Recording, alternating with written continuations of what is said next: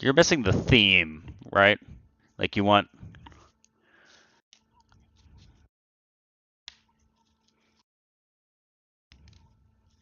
Hmm.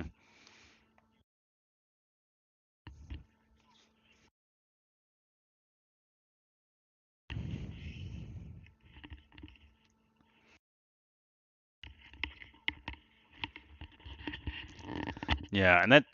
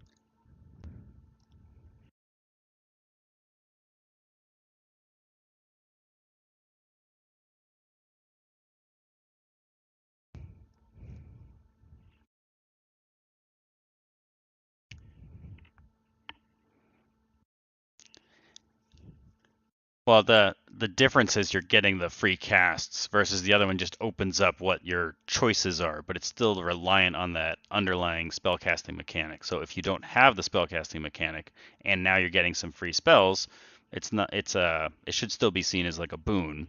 The challenge is with like this particular one, you're losing out on the theme of the kinds of spells you can get. So if they all get the same spells to replace that feature, I can balance it pretty easily, but obviously you lose the theme of whatever the spells were that you were getting.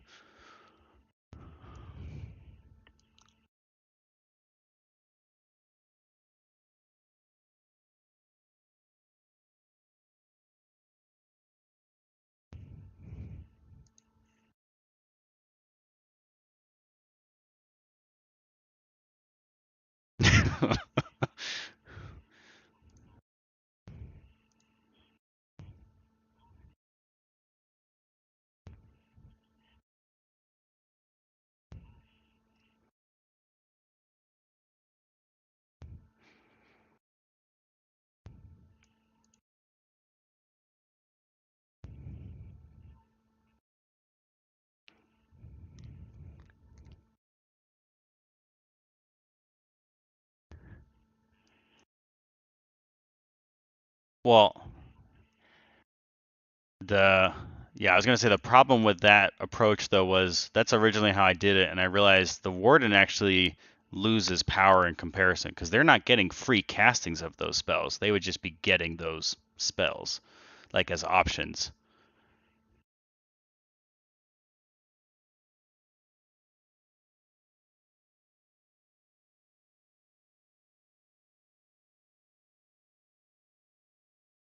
Correct. Yes.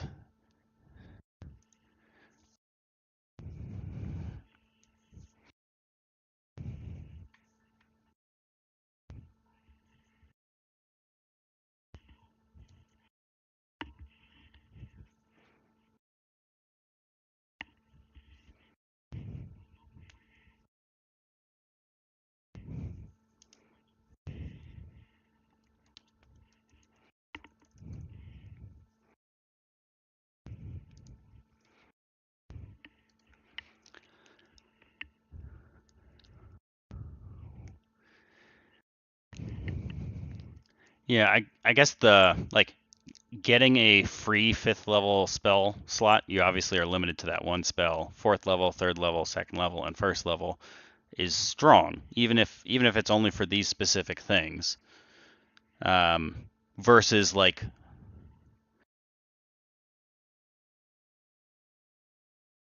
sh-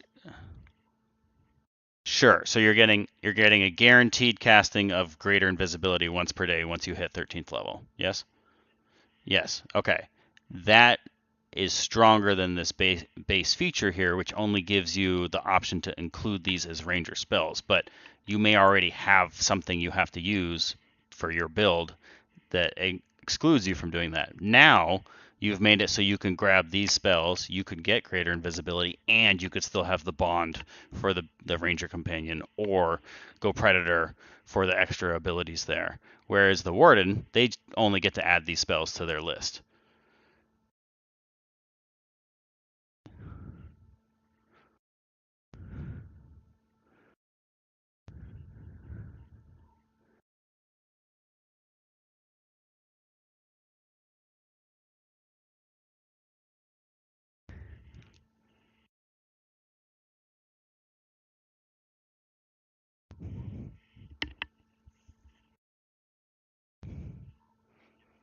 That's what I was saying. Yeah, yeah,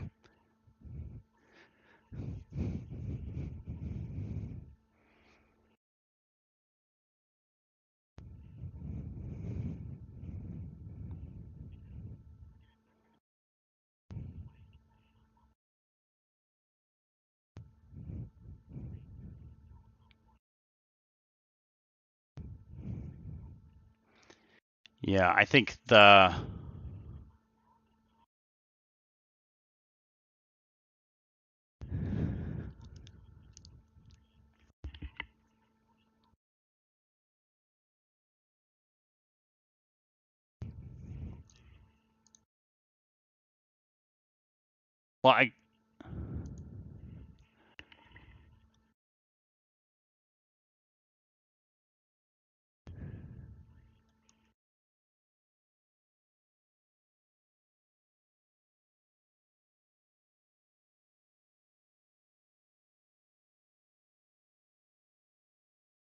well, I guess do you care about the spell slots more than like the restrictions on the spells? Because like for example, detect poison and disease, you might use this once in the entire game or never.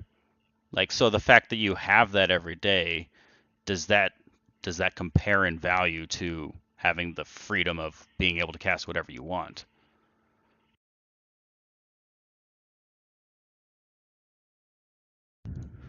Because the other option is we could also delete spells out of here, where maybe the only spells you get are alarm, animal friendship, detect poison and disease, and speak with animals.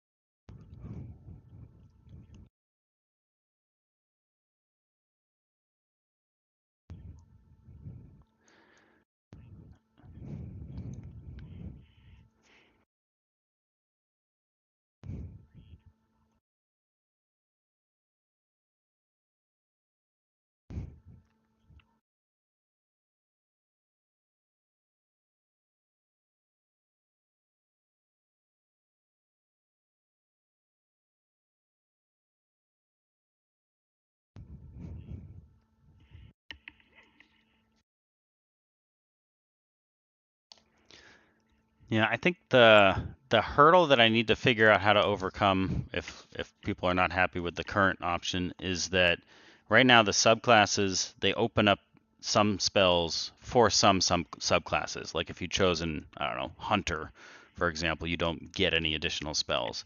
So if we change the subclass where if we either made it universal, so all of the calling options get one casting of all of those spells, we've made the subclasses stronger.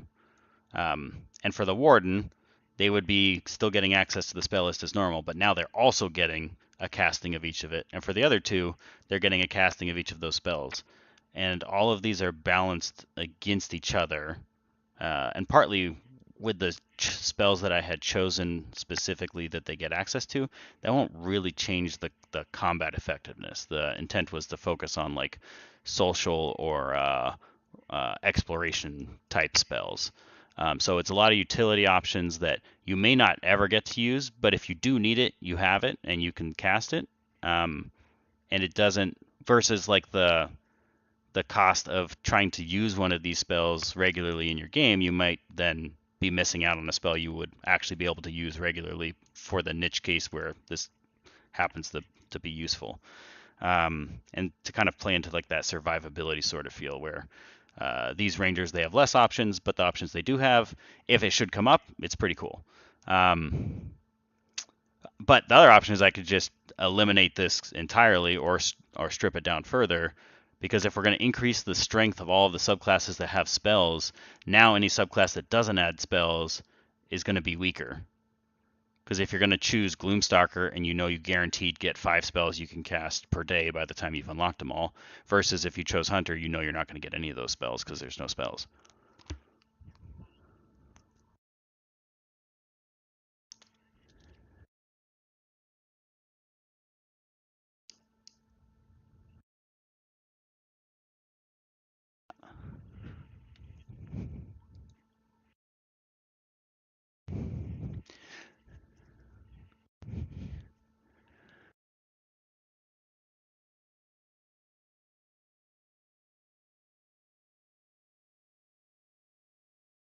Well, you're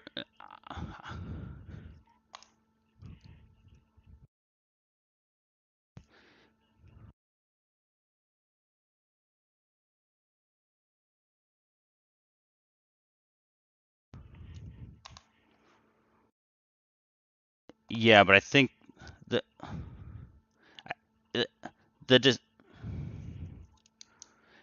yeah.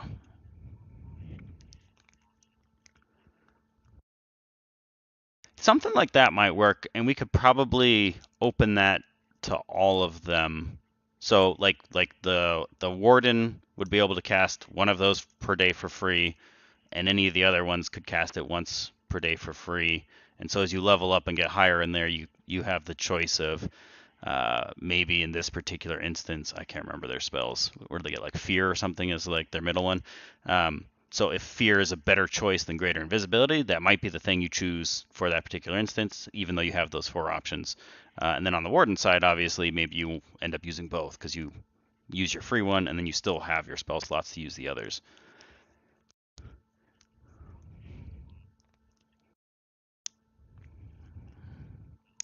Mm-hmm.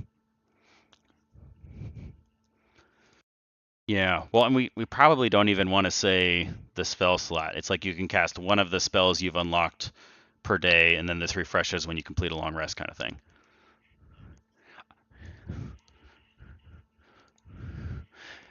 Yeah.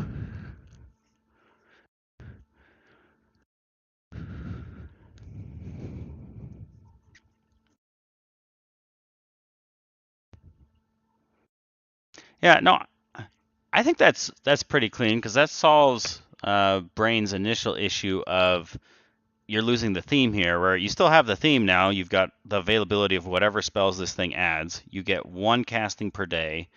Um, I'd have to look through the spell list, but for the most part, a lot of these are geared around that theme to support like exploration and social options, with the exception on this particular one being like fear and greater invisibility being in combat uses that you could get some benefits for. But since it does take your action and these particular ones, um, I don't know that that would increase the damage or defense except under certain circumstances because you're losing that round. Yeah, let me make a note on this before I lose what we had said here, and then I can make an update after the.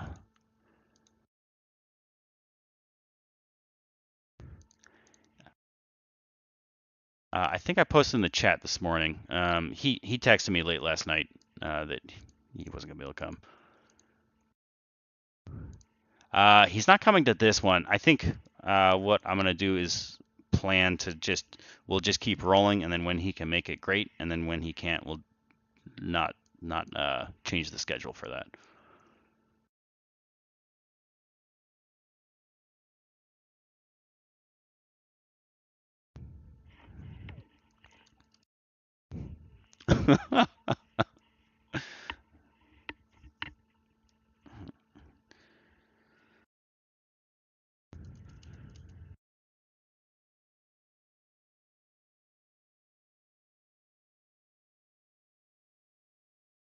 All right, my note is complete.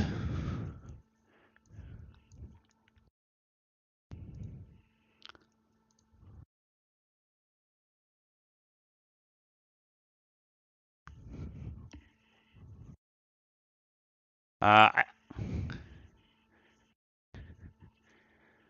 I don't think. I think that's the one exception and the reason that I've made that subclass. That'll be part of the Ranger. So like if you buy the Ranger, you have the Beastmaster. Um, we could look at it. It might still be viable. I'd have to play around with it, but the it'd be sucking up your bonus action, which would then start limiting your build options again. So you wouldn't be able to. No, you'd have two, because the features are separate. So if you played this Ranger and you used Drake Warden or you used Beastmaster, those are different features and different creatures. So it could probably still work. I mean, the intent is to make it backwards compatible with all the subclasses. I was just remaking the Beastmaster specifically for that.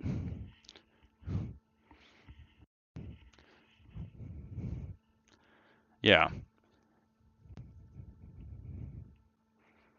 yeah, I'd have to play with it because yeah, we still, yeah, I'd have to look at it because it is intended to be.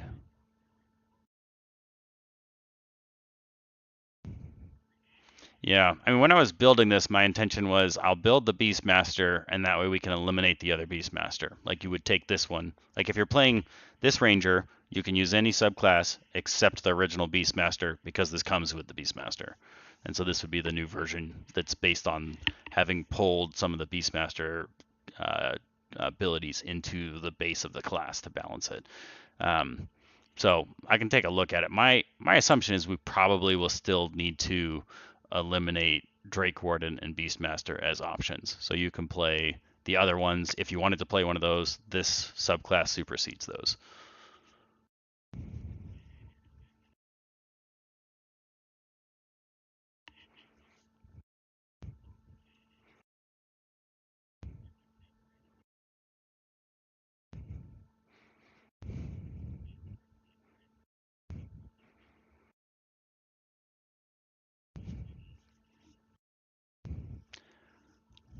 What is the Griffin Scout and Vermin Lord from? I don't think I'm familiar with those two. Oh, well.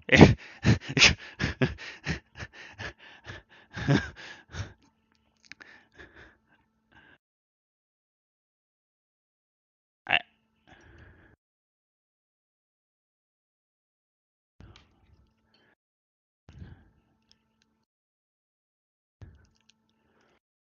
if you're opening the game to any other subclasses from any other books, then the balance is already likely out the window. So at that point, if you don't care about the balance, I think what my recommendation would be in the text is this is balanced with these parameters using Wizards of the Coast subclasses or Night Vision Creative subclasses along with the exclusion of Drake Warden or the original Beastmaster, which has been replaced by the new one. If you want to play like any other third-party stuff that you've bought for like Deep Magic as an example, like absolutely feel free to do that. But I will not guarantee any sort of balancing on that because that is already taking the assumption that their stuff's balanced from the beginning, which like we had to effectively outlaw any third-party stuff when we were running the campaign in Discord because it was not balanced at all and breaking things. So yeah, yeah, and I think that's part of the risk and why people I like some of my stuff is because I put in the work to actually balance it. Because some of this other stuff, like it has awesome theme, might have cool mechanics, but if it's not balanced, it gets really hard to allow at the table.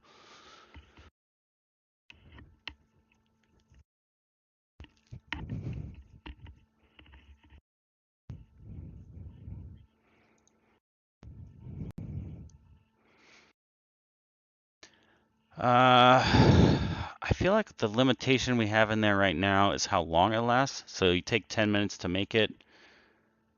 Oh, did that make it in there? I thought there was a duration. Oh. No, I think the duration. We talked about that, but I don't think I actually made it into the text because I think the final version I was thinking for duration is until you finish a long rest, if I recall. I don't think so because I do have that piece in there. Like you can't make another trap within 100 feet of the original, or the DC increases. So you could certainly try, but if you're like trying to like gather materials to make this thing, it would just get progressively harder to like try to stack a whole bunch of traps that the enemy's going to come through because you're using up your materials every time. Um, so certainly could attempt it, but that should make it impossible to do more than a handful before that DC just gets unreachable. Yeah, I mean the thought was if you're like I don't know grabbing branches or trying to like I don't know get some venom out of a snake that's in the area or whatever it is you're doing to build your traps, lots of that stuff is going to take a long time to recuperate. Blackberry bushes for the brambles, like all that kind of stuff.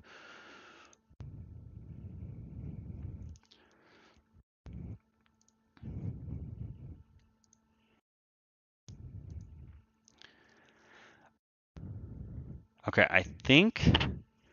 um, I think so I'll make the update. We'll plan for next time. So you can use it this time if you want, because you've got the Gloomstalker. And I think, sir, remind me what you're doing. You're doing like Swarm. What subclass are you playing? Okay, so you are doing Swarm. So I believe Swarm has spells too, right? Okay, so you would also have that same capability then that you could cast. At this point, you only have your first one unlocked, but once per day you could do that. What subclass are you playing? Okay, so you are doing Swarm. So I believe Swarm has spells too, right? Okay, so you would also have that same capability then that you could cast. At this point, you only have your first one unlocked, but once per day you could do that. What subclass are you playing? Oh. Okay, so you are doing Swarm. So I believe Swarm has spells too, right?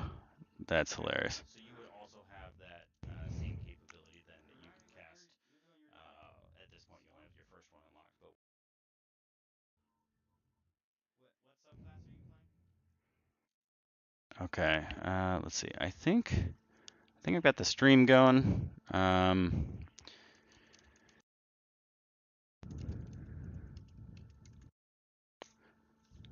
right, I'm gonna drop a link in here. Can you guys double check audio before we dive in?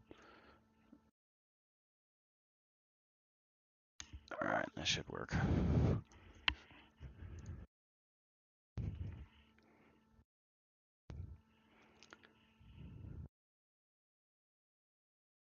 Is it picking up the music or not?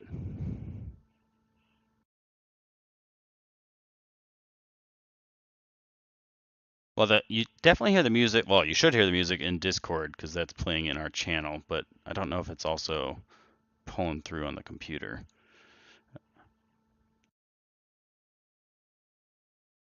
Okay, yeah, if you mute the music here, you should be able to hear it on the stream.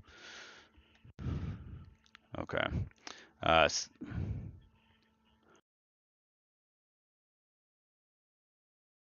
Okay. I deafened on Discord, and then I was like, I heard you saying the exact thing Nope. that you had just said. Okay. Yeah, we're doing the same thing. There's no music. All right. What about now? Actually, it's probably delayed a second. Yeah, I think the stream is a couple minutes behind. It's Oh, now I hear 30 it. seconds. Is it working? Is the volume okay? I hear it. Okay. Let me go check something really quick. I'll be AFK for a couple seconds. Yeah, no worries. Okay, I'm going to send out the email saying we're live and then transition over so you guys can see my screen, and then I think we can probably dive in. All right, let's see here. It's so funny to have the stream up and hear you guys talk talking like in Discord, and then like a minute later, I hear it on the stream. Yeah. It's very confusing.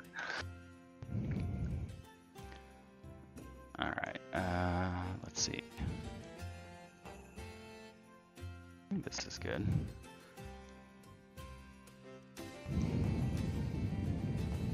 I'm back. Sorry about that.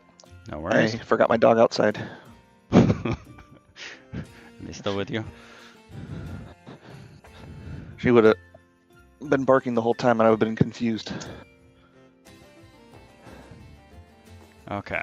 All right. So, picking up where we were last time.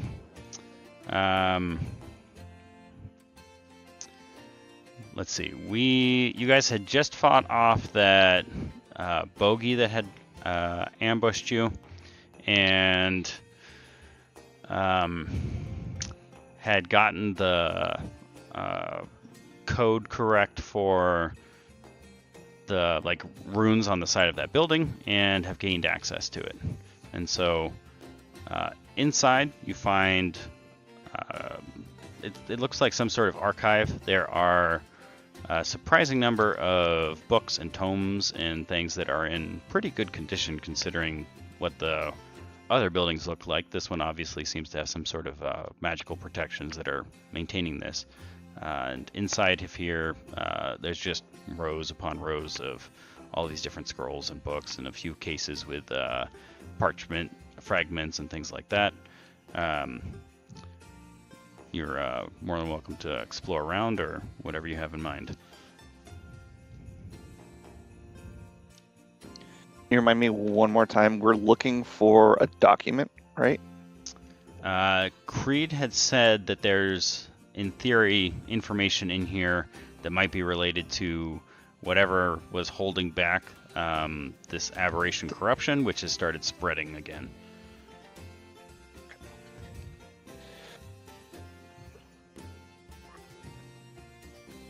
So I guess I want to check for traps. Okay. Make sure that while it's well kept, make sure that there's no traps. Sure. What would you like me to roll? Go Investigation, ahead and survival? make, yeah, I guess depending on what kind of stuff you're looking for, it's probably investigation if you're trying to see if anything's trapped. Okay, I'll do investigation. I rolled a 9. Okay. So, kind of looking for the obvious signs. You don't see any tripwires or any pressure plates or anything like that as you're trying to gauge what may or may not be added security into this area. Are you sharing a screen at all by chance? I'm sharing one on the stream, but right now I only have up a... let's see, let me figure out how to do that again.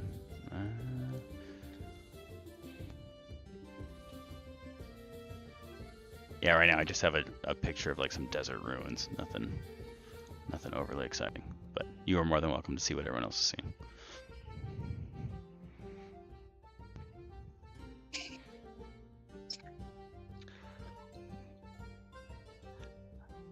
I guess a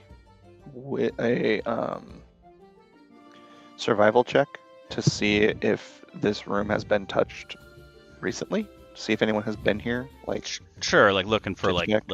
any sort of disturbances, footprints, anything like that. Yeah, I want to see. I would like to Okay. do that. All right. Yeah, go ahead and make your survival check. Okay, and it's with advantage, and then I can re-roll one more, right? Correct. Okay. So that's a 22, and I guess I'll roll one more. Yeah, 22. All right.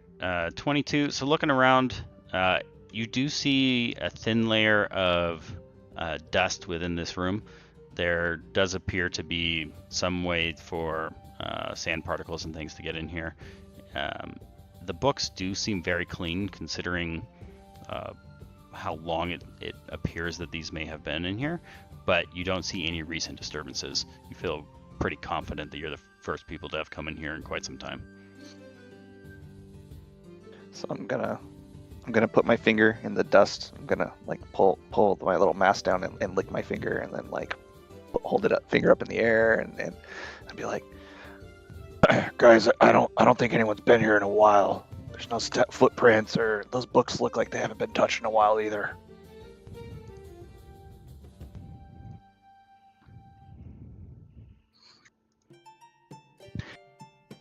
Well, oh, I forgot what my voice was for Junk Boom.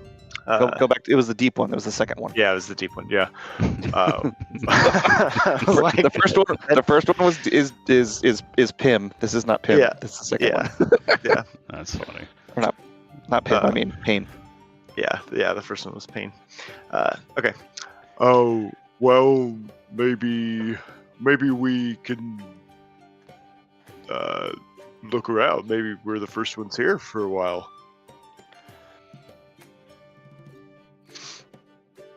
Yeah, I wonder who. I'm just gonna grab a book. I'm gonna look and grab the nearest book next to me. Sure. Right? And I'm short too, so it's gonna be one on the bottom. Okay. All right. So picking that up, you can see that there is some information on like the topography of the area and some details on like natural resources where there's an oasis that's outlined in here and a few other things. It looks like this book's probably 300 years old, based on some notations in there for dates and things. You don't know what the latest date is, but you can see some of these are pretty old entries. And you also are a little familiar with some of these areas, and they don't quite look like this anymore. This book just looks like some sort of atlas or something. I don't know if that's what we're looking for. Did he give us an idea of what type of book we needed? So you don't have any specific descriptions. His thought was that he's heard this is a place where some knowledge was kind of stored in a way that it might still be untouched by the ravages of time, so that if you could figure out how to get into it, there probably is stuff that could be useful for trying to figure out what exactly is it that was holding back this corruption, and why is it now spreading again suddenly a fair number of years later. So on the outside of the building, the runes kind of looked dwarvish, right? And I could read that book, so I guess the book is in common. Are all of the books in the same language? Are there any books that look different or different languages? Like, are there a lot of books, or is it a bookshelf that's got like 7? There's a fair number of bookshelves in here, so you're probably looking at like somewhere in the neighborhood of like 100 books between all of the different shelves, and there are other things on the shelves too. So there are like a glass case with some kind of inscribed chunk of wood in there with some sort of markings that you don't recognize. It looks like, think of like the archives for like a natural history museum or something, where they've got like a bunch of stuff out of the public eye that they're restoring or safekeeping or things like that. Okay. In the center, there's also a big like work table of sorts with a handful of different tools and brushes and magnifying glasses and things like that on it. As a warden, do you have detect magic? What's that?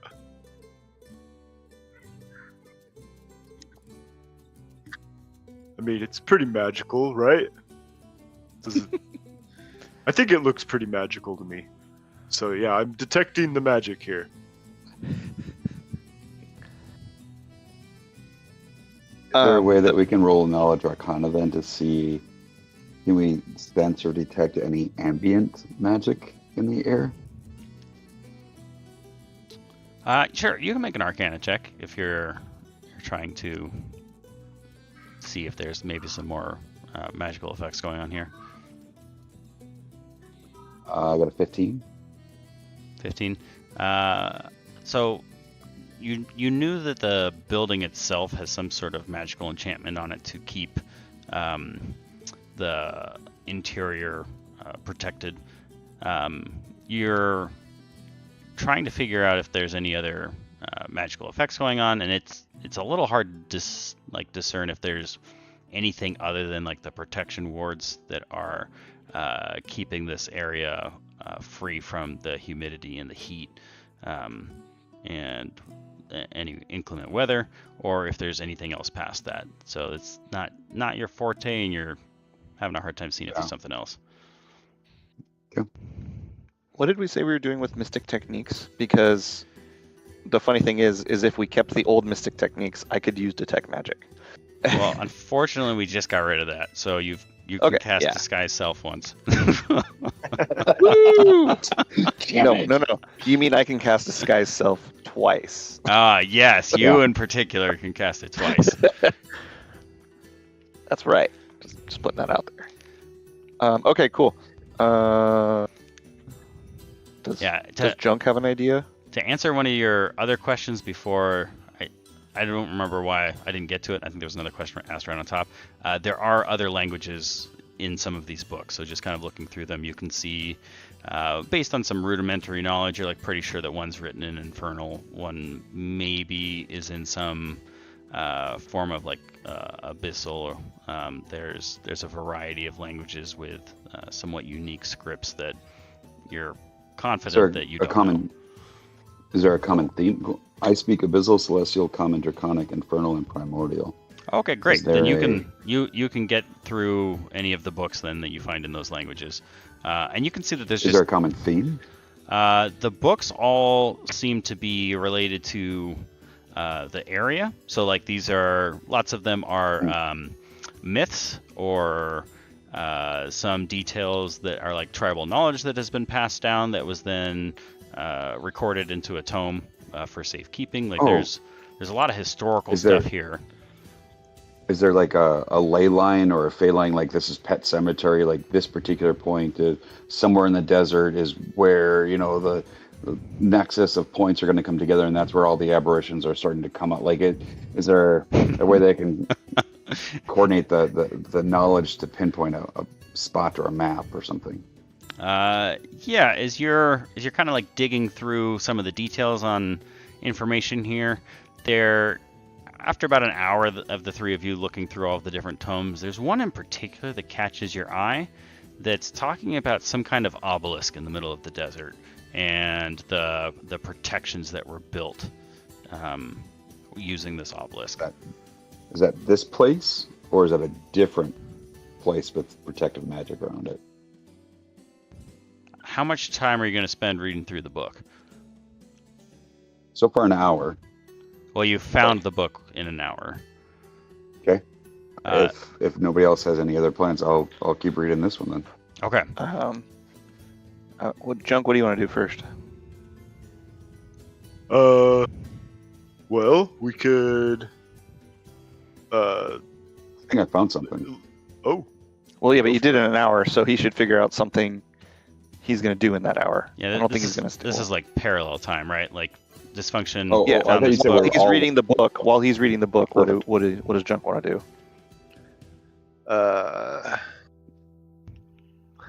I will.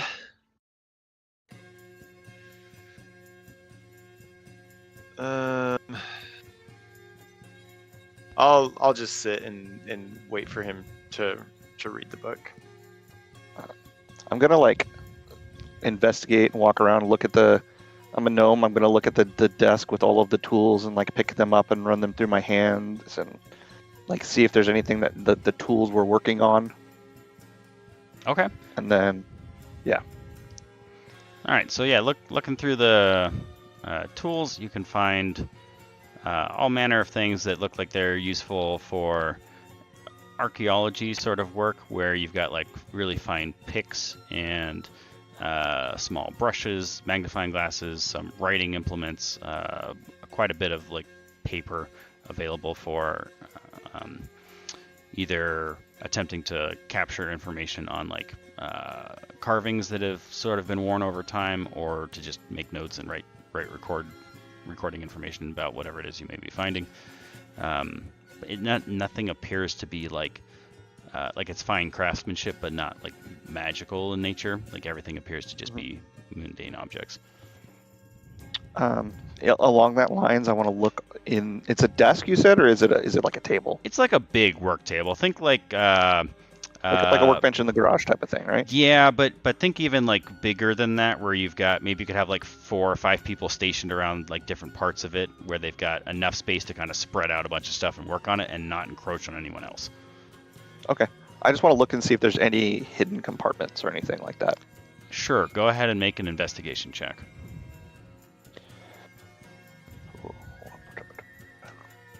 17. All right, so as you're kind of feeling along the side, you do find like a little section of wood that now that you're looking at it looks like it could be depressed. Okay, I want to try to open it up. I'll use one of the tools. All Well, I'm right, going to push at it first to see if it's a button or if it looks like it's like there's something in there. I would use Okay. the tools on the table to try to pry it open. So like pushing on it, it does sink in just a little bit, and you hear a click. Oh. Are you moving Guys, your hand? Oh gosh.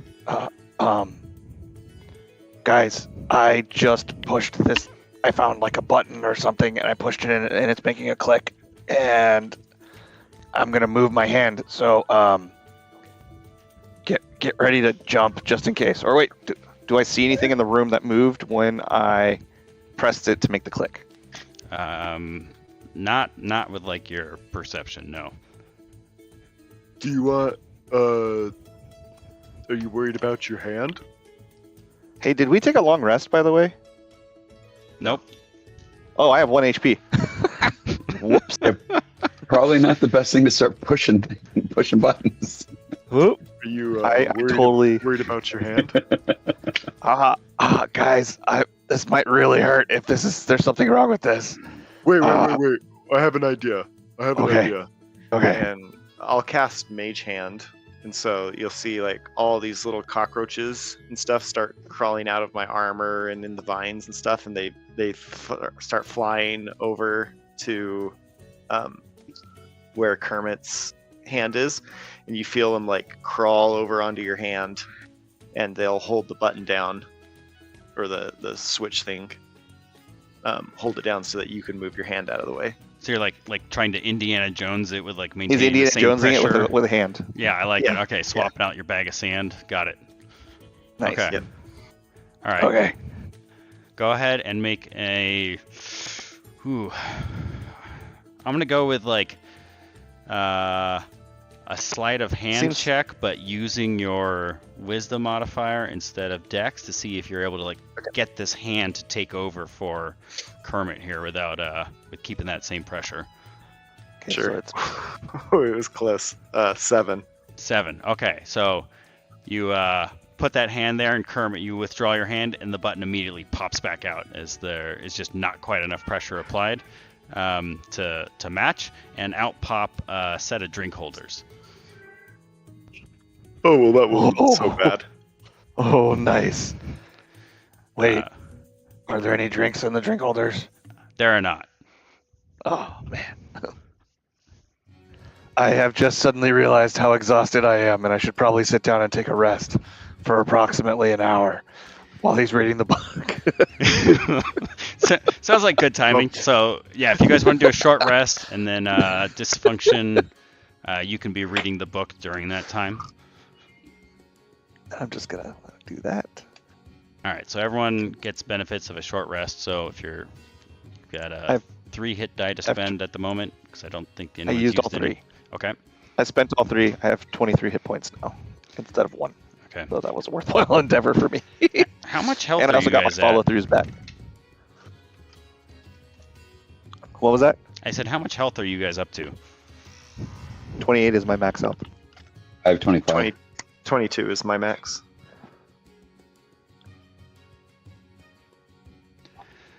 All right.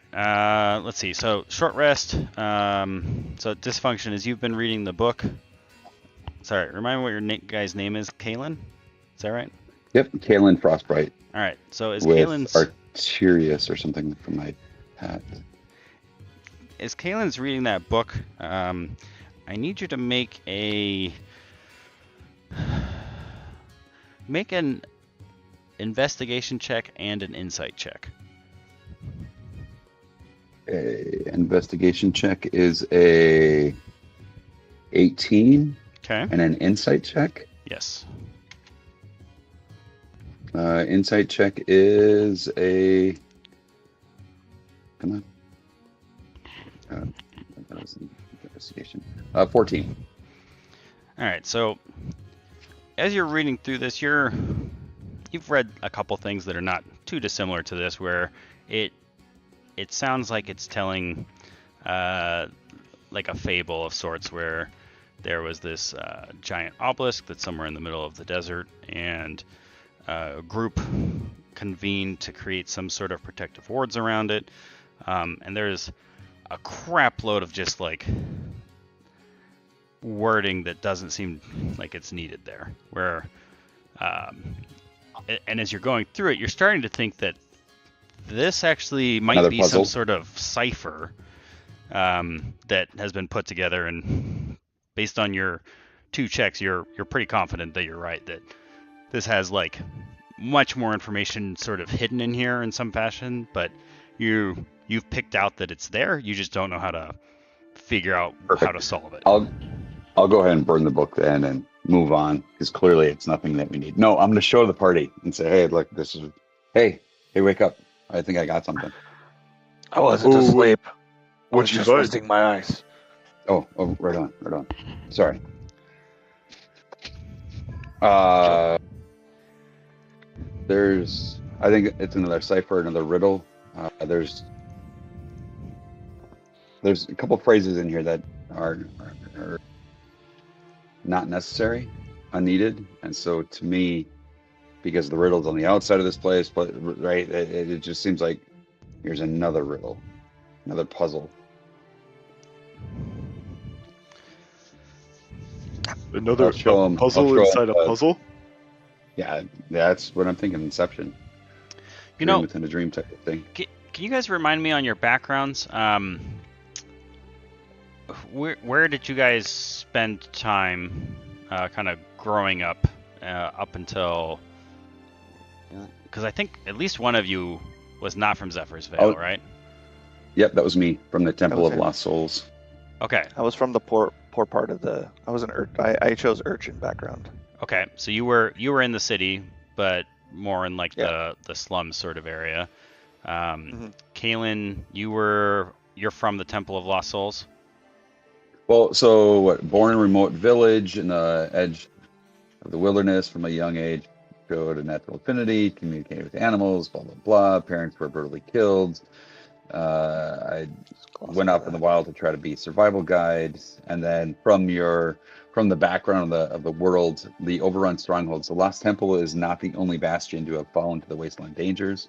Crumbling ruins of other cities and factional outposts are scattered across the desert, filled with danger and potential riches. That's kind of where I've either been from or traveling to and Gotcha. around and Okay. about all these other overrun strongholds. Gotcha. And then, sir, what about Junk?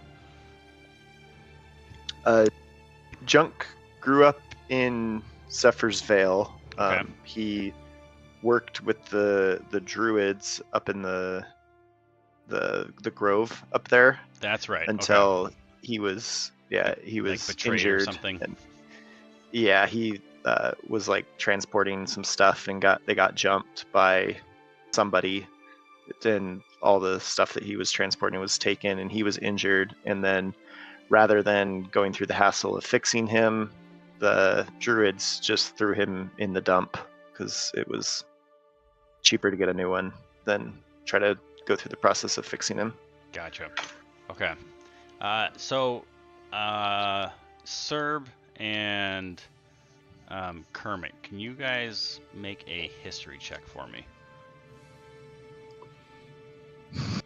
Yes, I can. I got a 5. I got a 2. Okay. All right. Well, at this point, all of you have spent enough time in Zephyr's Vale that there's common knowledge that there are always like artifact seekers and people trying to find things out in the desert and bring it back to Zephyr's Vale. And most of the things they're looking for are some sort of powerful artifacts, magic items, things like that. But there is also like a scholarly pursuit for things as well that is pretty well known throughout the city of people just looking for information. And there is a well-known market in the core, which would be like the middle level of Zephyr's Vale, where the majority of the population lives.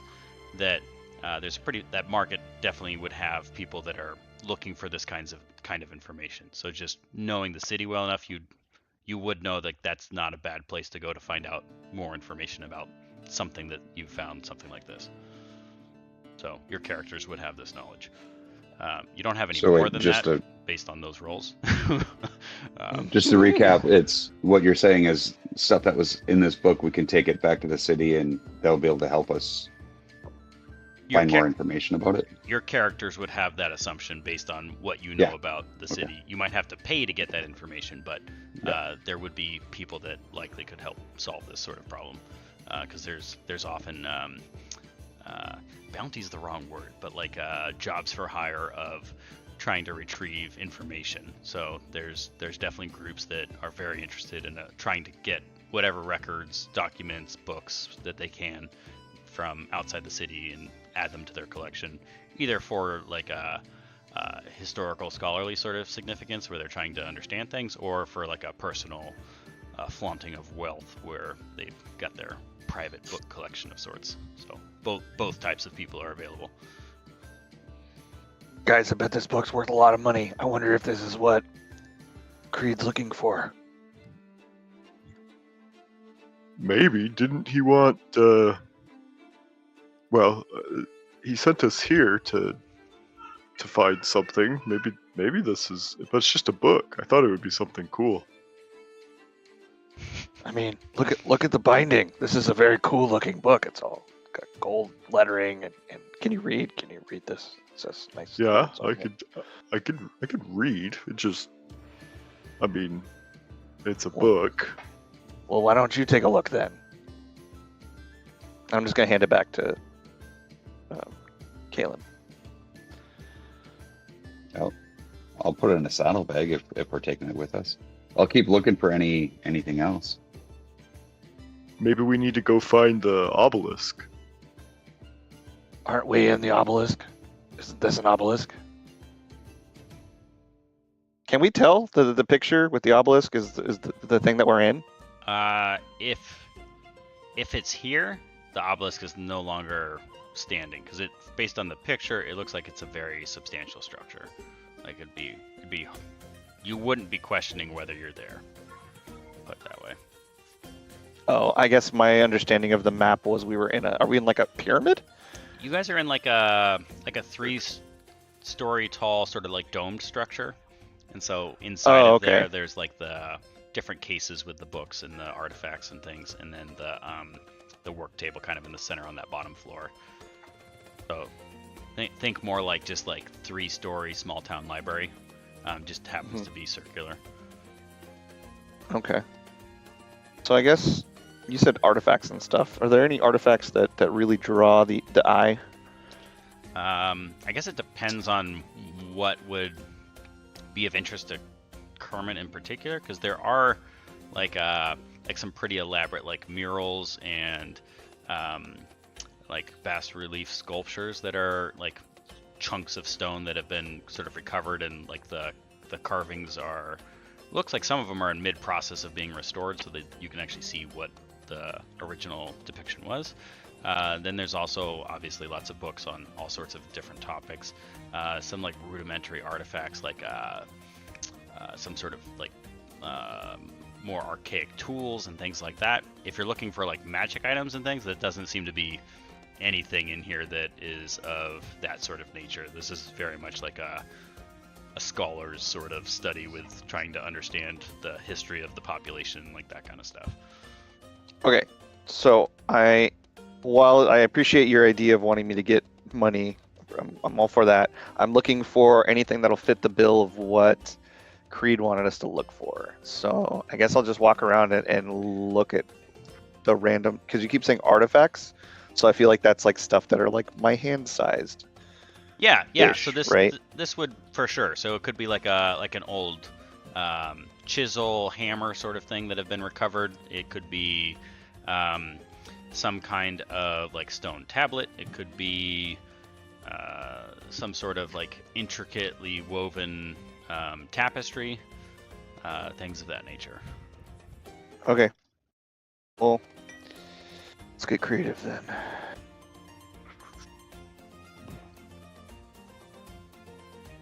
I'm going to look around. So the information that I just grabbed from this book, right? It talked about the obelisk and it talked about all this stuff. You said there's tapestries. Are there tapestries that kind of match the description of what I was reading? It looks like this is a trove of information, right? So would there be artifacts or tapestries that either match, like a symbol that was described in the book, or here's this tapestry that kind of visually depicts the thing that was described in the book, like any of those correlations? Yeah, so looking around, let's see. You do find, let's see, where is that? This one area that looks like it has more of the correlation between the like time period for the book you're reading and some artifacts that were found that relate to that.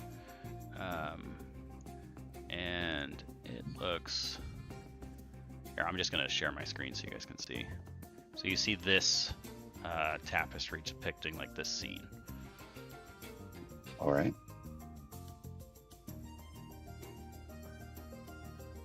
Is this coming through okay? Yeah, Yep, we can yep. see it. Perfect. Big obelisk. Yep.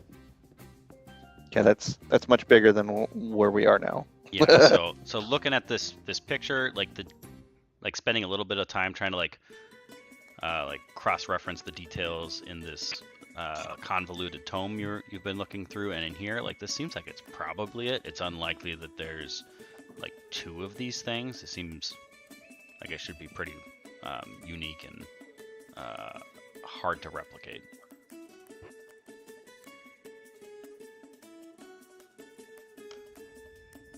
Man, that big rock is really tall.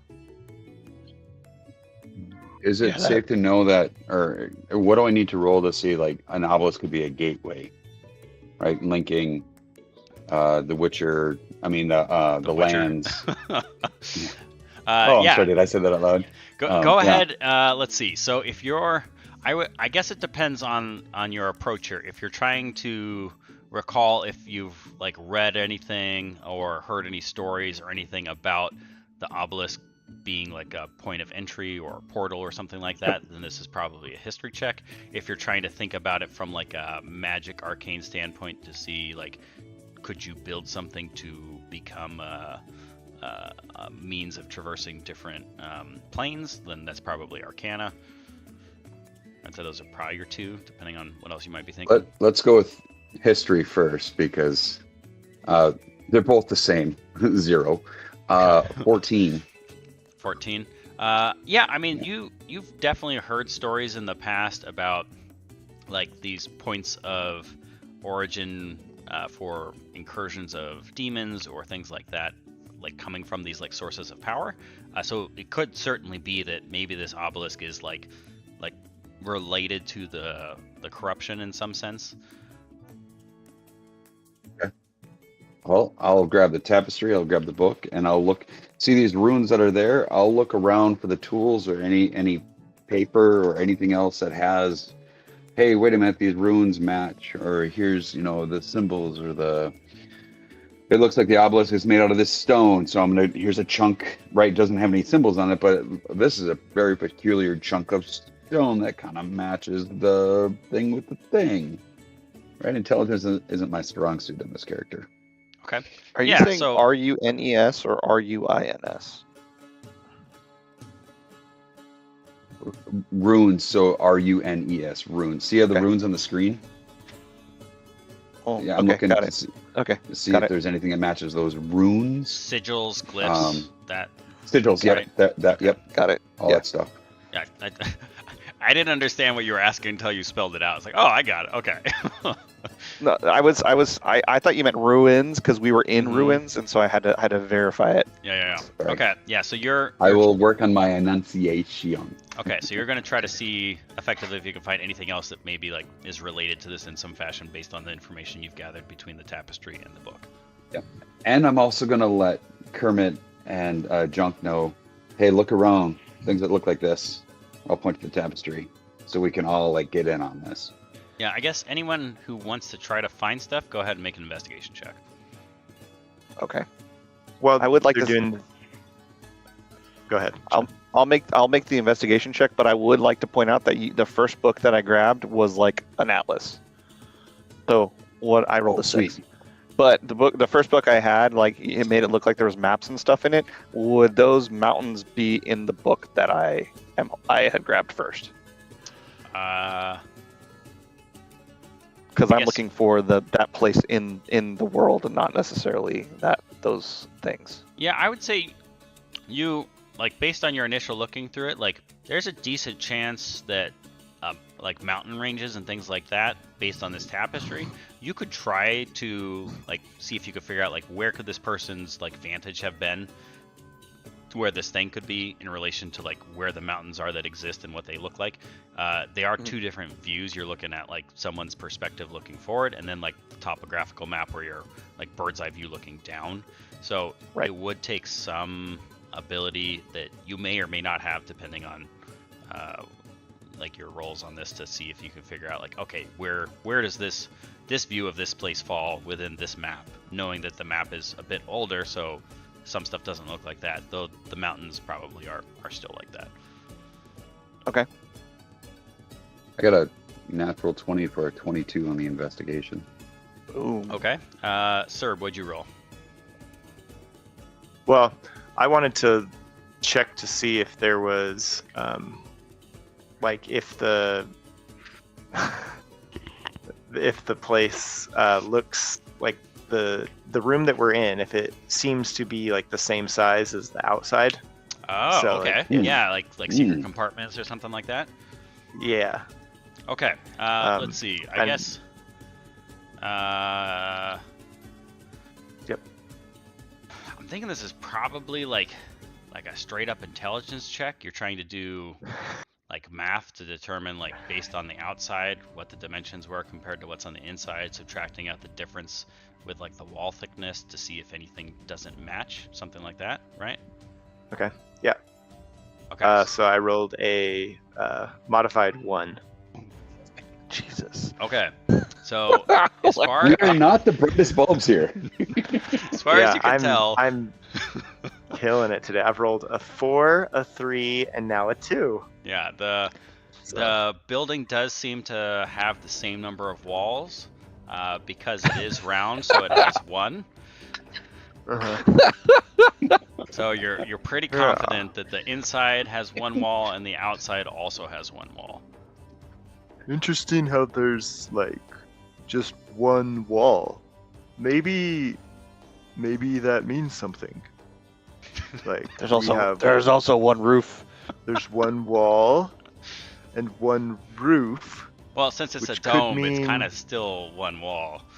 Yeah, it's just one wall. No, I Maybe can that totally means- see the seams where the roof touches the wall. No. Maybe it means that we're just supposed to take one thing from the I room. don't think that's what it is. I don't think that's what it is. Don't you think it's suspicious that there's just one wall, ceiling, roof? No, I don't. But I mean, like, if you want to take one thing that looks particularly shiny to you, you should probably do that. Is there something in the room that looks round? Kind of like dome-like?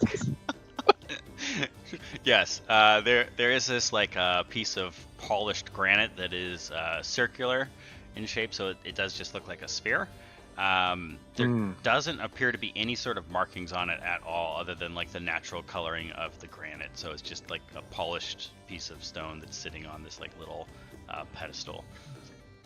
Hey, I found something. See, look, this is round, just like the dome that we're in. And I'll pick it up Okay. and take it with me. Okay. Okay, I think Pippin. we've got what we need now. All right. What? So go ahead. Why do you think that you got what you what? No, that makes sense. Well, That checks out. Kermit's It gonna makes- actually pull his mask down. He's gonna be like, "What are you doing, man? Come on, just you're grabbing the thing.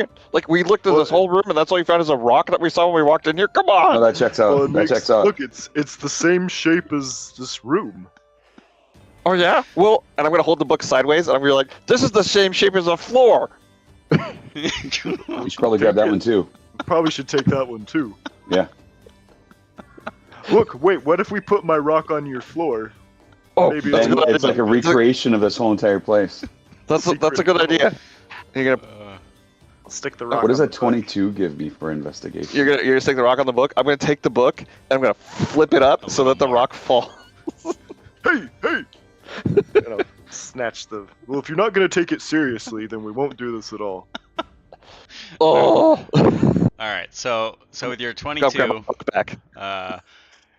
looking around, and you're surprisingly effective at tuning out this like ridiculous conversation happening between your two compadres I don't here. know. That actually checks out. It's.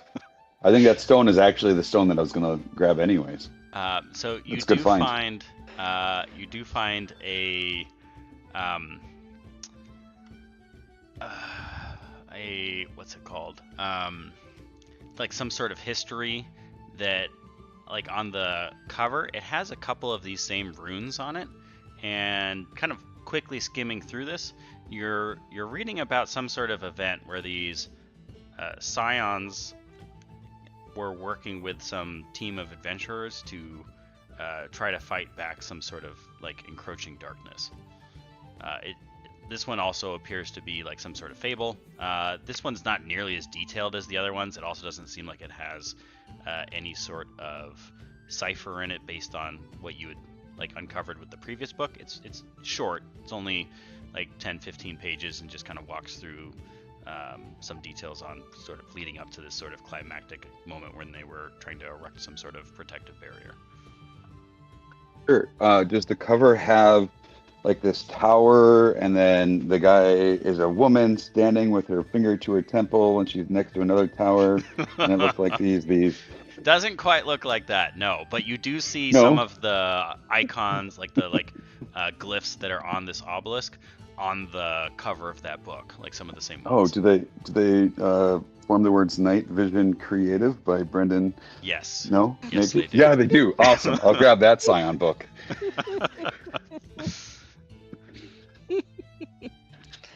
That's good product placement right there. I'm gonna grab and bring that book too. Perfect. Yeah. Let me. I wish I had it handy. I think InDesign crapped and it renamed all these things untitled, so I don't actually know what's what. Nope, that's not it. Nope, that's not it. Why don't you just show us the That's not email? it. Yeah, I'll just have to go grab it through there. All right. Well, somewhere in here is that. Here we go. I didn't rename it. All right. Yeah, the cover looks exactly like this one. Yes. Yes. That's the one that was attached to your belt. Yeah. All right. Well, Sir, I'll did you get the definitely. email? I don't know. Oh, Brendan sent an email last week that was like, find four Easter eggs in this cover, and they were all of his books attached to Creed. Oh, nice.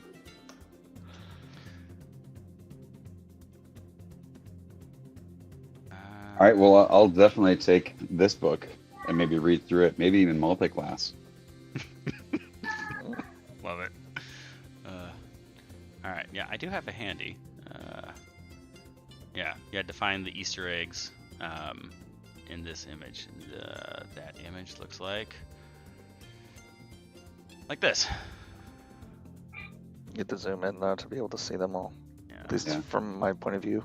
Oh, nice. that I could do. Yeah. Actually, I can do even better than that. We got the cover somewhere in here. Because the guy wrote the books, so we can totally see them. What's that RPG on the back? RPG. Oh, this thing here? Yeah, what is that? RPG Day, free RPG Day. Yeah, there's a free Oh. RPG day. I'm attempting to participate in this year. I have to make like 4,500 copies of something, so I'm gonna try to make like I don't know, some version of this product that I will give away for the thing. But it'll be like I don't know, whatever I've got done by the time it's ready, and then pull out those chunks and try to make it into like a smaller volume that won't Nice. break the bank to print. Nice. So that's the plan. We'll see if it all comes together. Love it when a plan comes together. Right? Just breaking news left and right on the live stream for the playtest. Yeah, I know. How many people are in here? One? Yeah. Me and someone else knows this information now. I mean, it might be Serb. Me and enough. Serb. Yeah, I'm on the stream too. Oh, perfect. Excellent. All right. Let's see. So, yeah, I think so. You've got those three things. Kaylin, 4. He's got 2 books. I've got a book, and Junk has a rock. Okay. Junk has a rock. You have the atlas. Serb has 3 though. He has 2 books and a tapestry, right? You mean me? No, Sorry, Kieran not does. I have Yeah, a rock. Kaylin. Sorry, my bad. What about all of those fun little tools? Did it look like there was a fancy little pouch Oh, that they all went in? Right now they have this like wooden organizer that they're stuck into, so like little holes in the bottom for like handles to go through, or like a little shelf for things to lie on. So it seems like they're Okay. like part of the location rather than something that's meant to be carried around. Like you bring whatever you find Gotcha. back here for like the more fine Gotcha. work. Okay, so I'd have to grab them all and throw them in my backpack, and I don't think that sounds comfortable to carry it in my backpack like that. Yeah. Cool. I wanted to look in the atlas Okay. and kind of like see if I could do whatever role you wanted to do. Sure. I feel like as a person who's stood on top of buildings, I can like picture from point of view perspectives survivally like what I'm trying to view. Sure. So you could attempt to try to use your previous experience having climbed like taller structures to correlate that with what you see when you're on the ground and see if you can get an idea of how to put this together. I would say this is also probably an intelligence check. Okay, fine. I don't have any. It's not intelligence wasn't my dump stat, at least I will tell you that. Okay. Well, that's something. Yeah, I rolled a 14. A gargantuan task for me to have done. But All right. I So rolled it. yeah, looking at this, you've got a pretty good idea of. There's 2 mountains, and the person that you can see like their silhouette is clearly standing on some sort of like high vantage point. It's hard to tell exactly what it is, but based on that, you think you could probably figure out like a triangulation for where this might fit, estimating distances, assuming that the illustrator who had come up with the concept for this tapestry is actually basing this off of like a real location and not just trying to make it pop with flair. But you do think it might take some time because you're gonna have to figure out, like, based on this, how far apart those mountains probably would be, and try to find a place that has not only those 3 peaks but a center valley rather than another mountain or something where this obelisk could be, based on like the illustration. And it's a pretty good sized book, so this is probably like a few day activity based on your role there, on your ability to kind of do this. Okay. Well, I'll take that into account then. Maybe we can use this book and that picture to figure out where the obelisk is, but I can't do this here. I need my special glasses. Yeah, that's it. Be able to really think about it.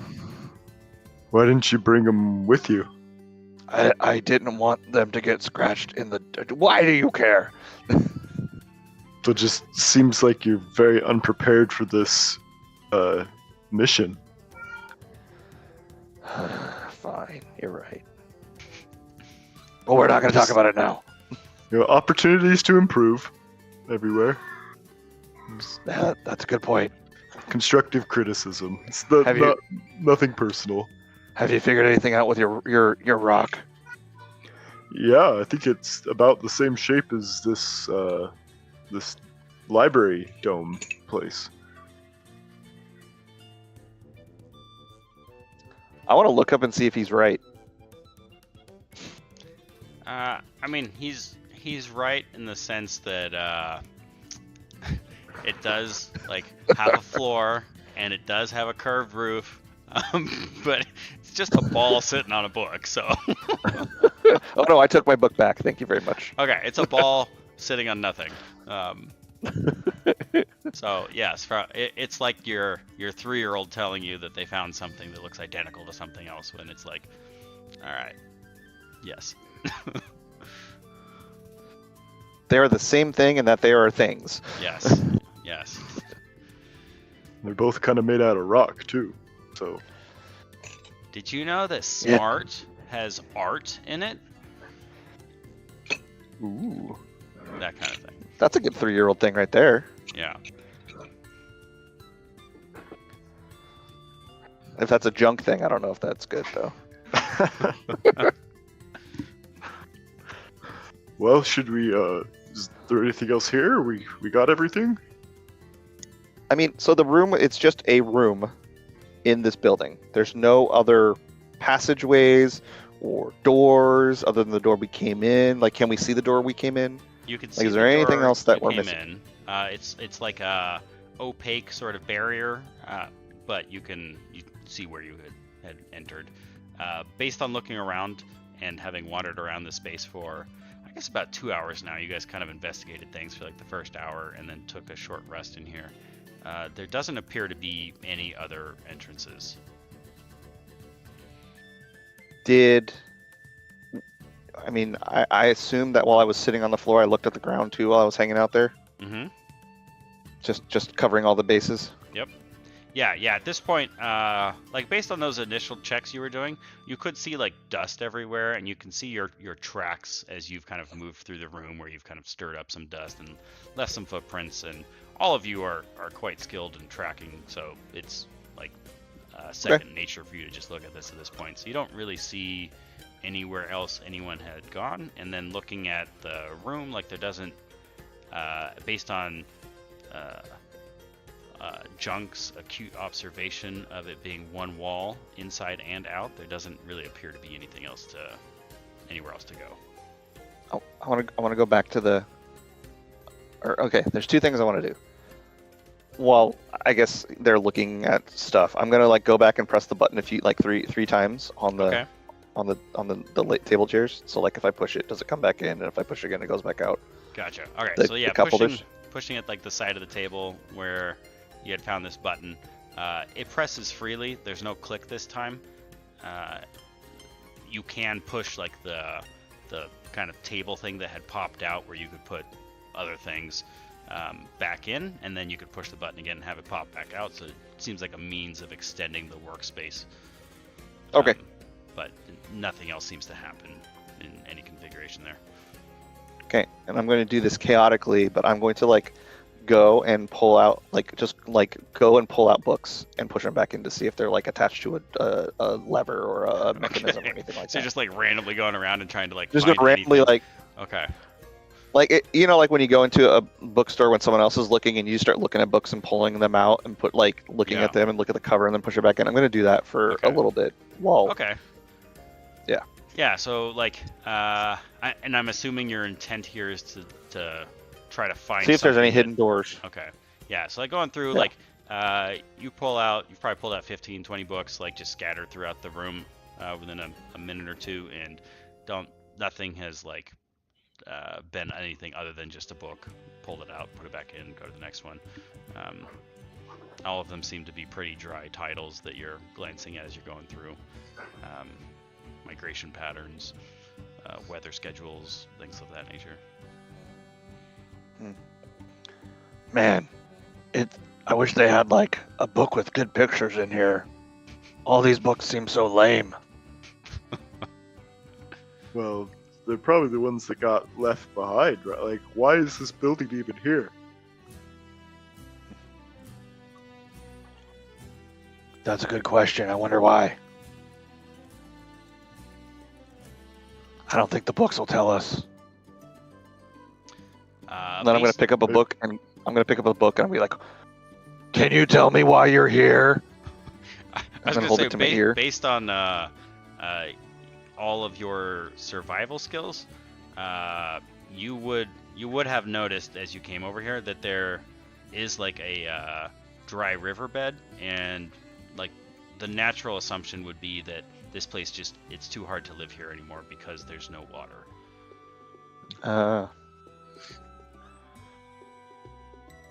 Well, I guess we've got probably what Creed wants now, right? Like, I want to randomly grab 3 more books. Okay. If we don't already have them, I want to make a luck skill check that the one of the 3 books I also randomly grabbed beside my little atlas that I grabbed at the beginning is the MacGuffin we needed to find in this room. Okay.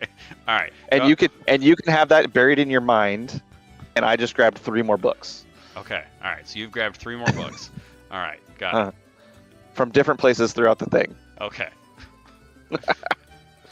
I will definitely be asking about those 3 books. So you better have something funny later. I am ready for your smut titles. Wait. We had an entire thing of that in one of the campaigns that that I DM'd. Oh, did you? Serb. That's hilarious. Yeah. So that definitely happened. All Okay. right. Okay. So you've grabbed 3 more books. Junk, you have your stone ball. Yep. And well, I guess you have 3 books in addition to the atlas, and then Kaylin, you have 2 books and a tapestry that you've collected. Right? Yep. Anything sharp looking, like a knife, I mean, like a. not that looks like it would withstand much force. Like most of the implements that are sharp, like they're very like precise small chisels of sorts for like removing flecks of stone and sand and things from some of the artifacts that are found. Then I won't take any. I won't take my first archaeologist's kit or anything like that. Okay. All right. Yeah. I guess if there's nothing else, then I'm thinking you guys are leaving. What are you guys planning? Yeah. I guess was the mission from Creed was to come out here and investigate, and then return and report. Was that the? Yeah. So his intel was that there was potentially like some sort of archive of knowledge here.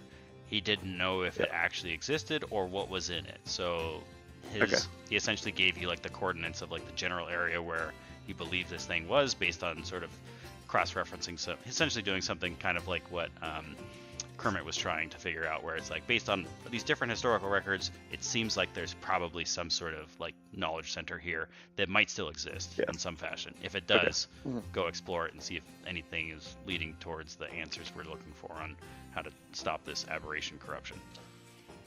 Cool. All right. Okay. I think we got it. Yeah. If you guys wanted, you could do a long rest. You obviously don't need to.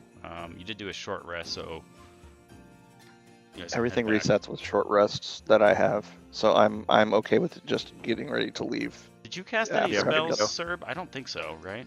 No, I haven't. Okay. No, I've got all Okay. my slots. Yeah, so if you guys are effectively full outside of any delta in HP there, so Yeah, I'm only 5 HP down, which was what I leveled up with. No, I leveled up with 8, so I'm 3 above when I should have entered. Okay. So.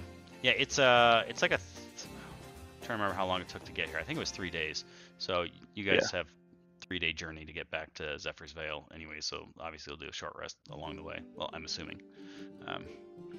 A long rest, you mean? Yeah, that's what I meant. Sorry. Yeah. Okay. So when you guys walk out the door, what order are you going in?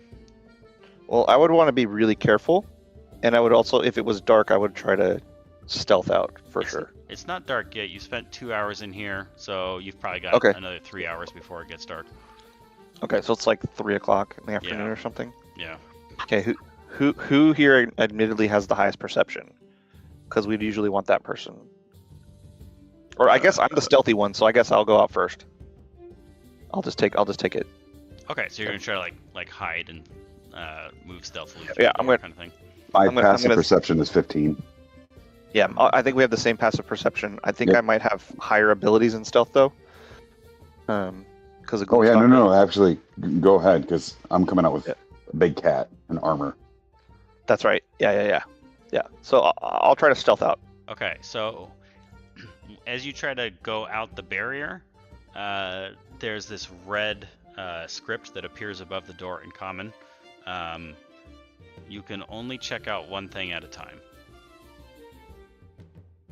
Oh man. Well, Uh, maybe you guys should put your books back.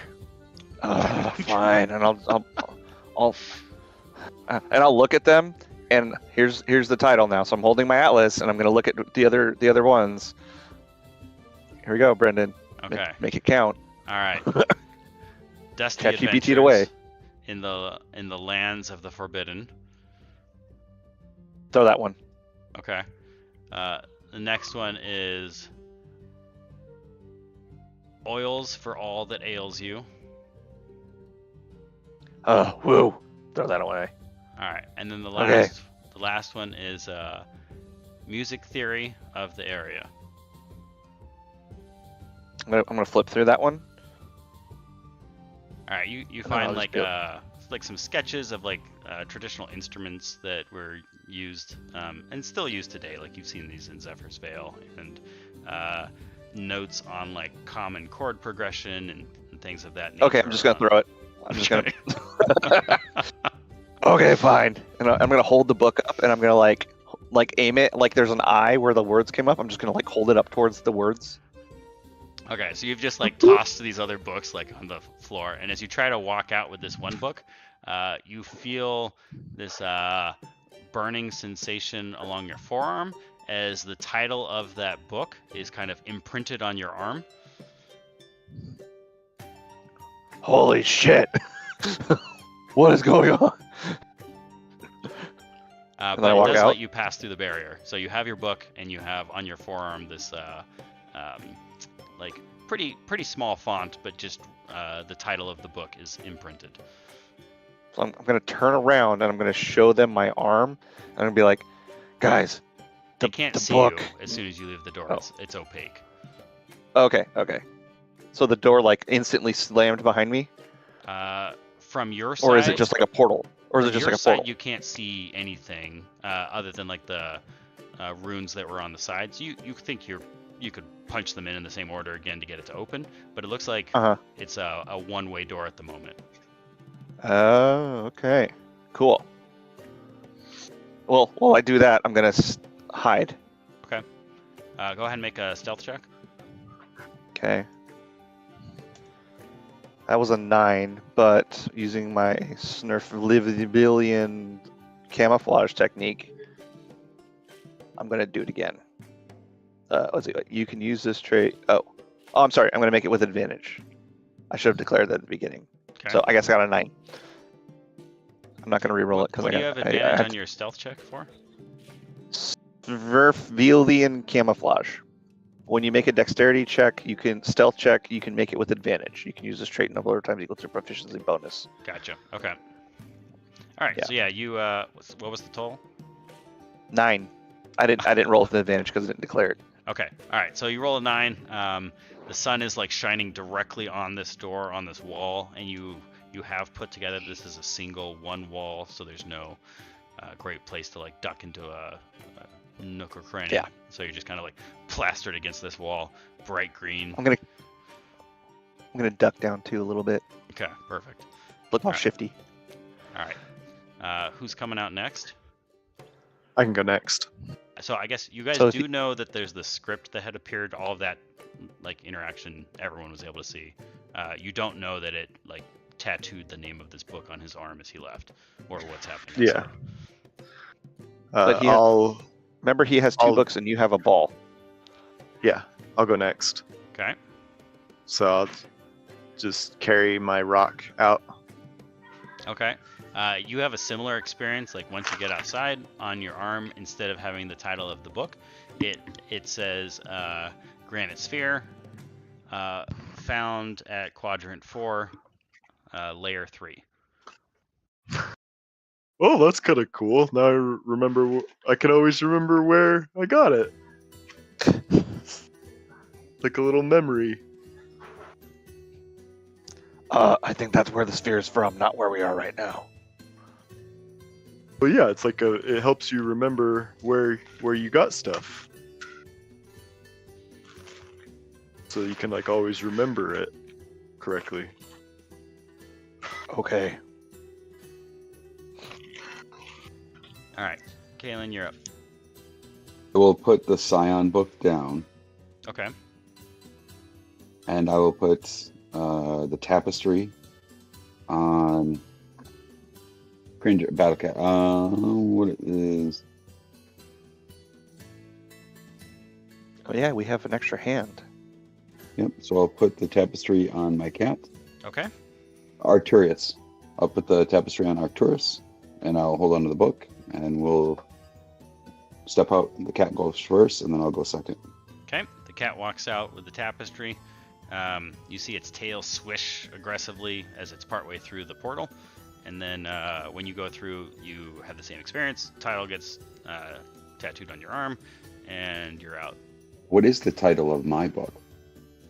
The title of your book is, God, what was the name of you guys? Valis Wardens, something like that. Oh, I'll have to get the Yeah, history the- cleaned up once we get there. But Dallas Warden. is it Val's Warden? Is it? Steelguard The Ward- Wardens? isn't it just the- I don't know. Steelguard Wardens. Steelguard Wardens of Valis? Yeah, Steelguard maybe that was Wardens? Yeah. it. Steelguard Wardens of Valis, something like that. I mean, that was 2 years ago, Brendan. I know, and I didn't even participate very often at all. All right. What do I think actually between the 2 books? You said the Scion book was just a little blurb, right? But the first book was the one that actually had a whole bunch of actual important information that could lead us to somewhere. That's correct? Based on your investigation and insight, you're confident with that assessment. You thought the first book had it was very convoluted and written in a way that you're relatively confident that there's like hidden messages in there. Second one was very easy to read, very short, just kind of gave you a rundown of this like encroaching darkness, these groups working together to try to erect some sort of barrier. Not enough information in there to really draw much else other than like feeling pretty confident that the obelisk tapestry picture that you had found did relate in some fashion to this thing that this other book was describing, which also relates to the first book that's convoluted and you're not sure what's in it. Awesome. So yeah, then I'm good with those 2 choices then. Okay. All right. So it's a 3-day journey back. You guys can make it for about 3 hours today before it starts getting dark, and it does get pretty cold in the desert once the sun goes down. But you've traveled this way once already to here, so now you just need to make your way home.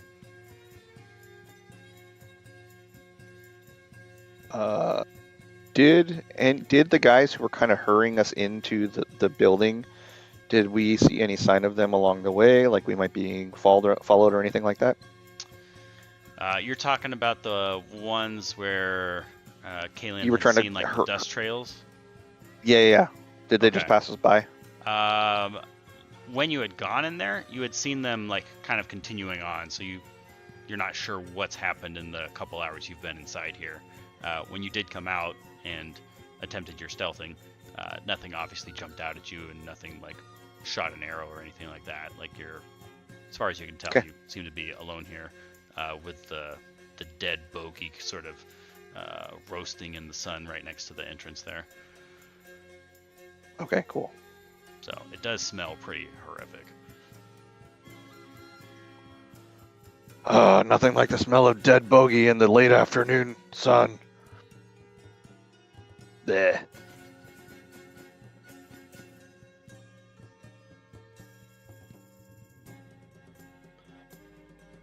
So we started on our way, or what? Yeah. So, well, I think you guys tell me. Yeah. Oh, I Okay. thought you told Heading us that back. we walked 3 miles already, or 3 hours already until nighttime. Oh no, I said you have 3 hours. You can go until it's Oh, dark. okay. So, I misunderstood you. Yeah. Yeah. Yeah. Yeah. Unless No. someone has something in particular they wanted to try to do, then I'm assuming you guys are just like at a normal pace, making your way back to the city. If there doesn't appear to be any signs of those people, that bandits or whatever we were worried about, I would just recommend we just go the way we came. Okay.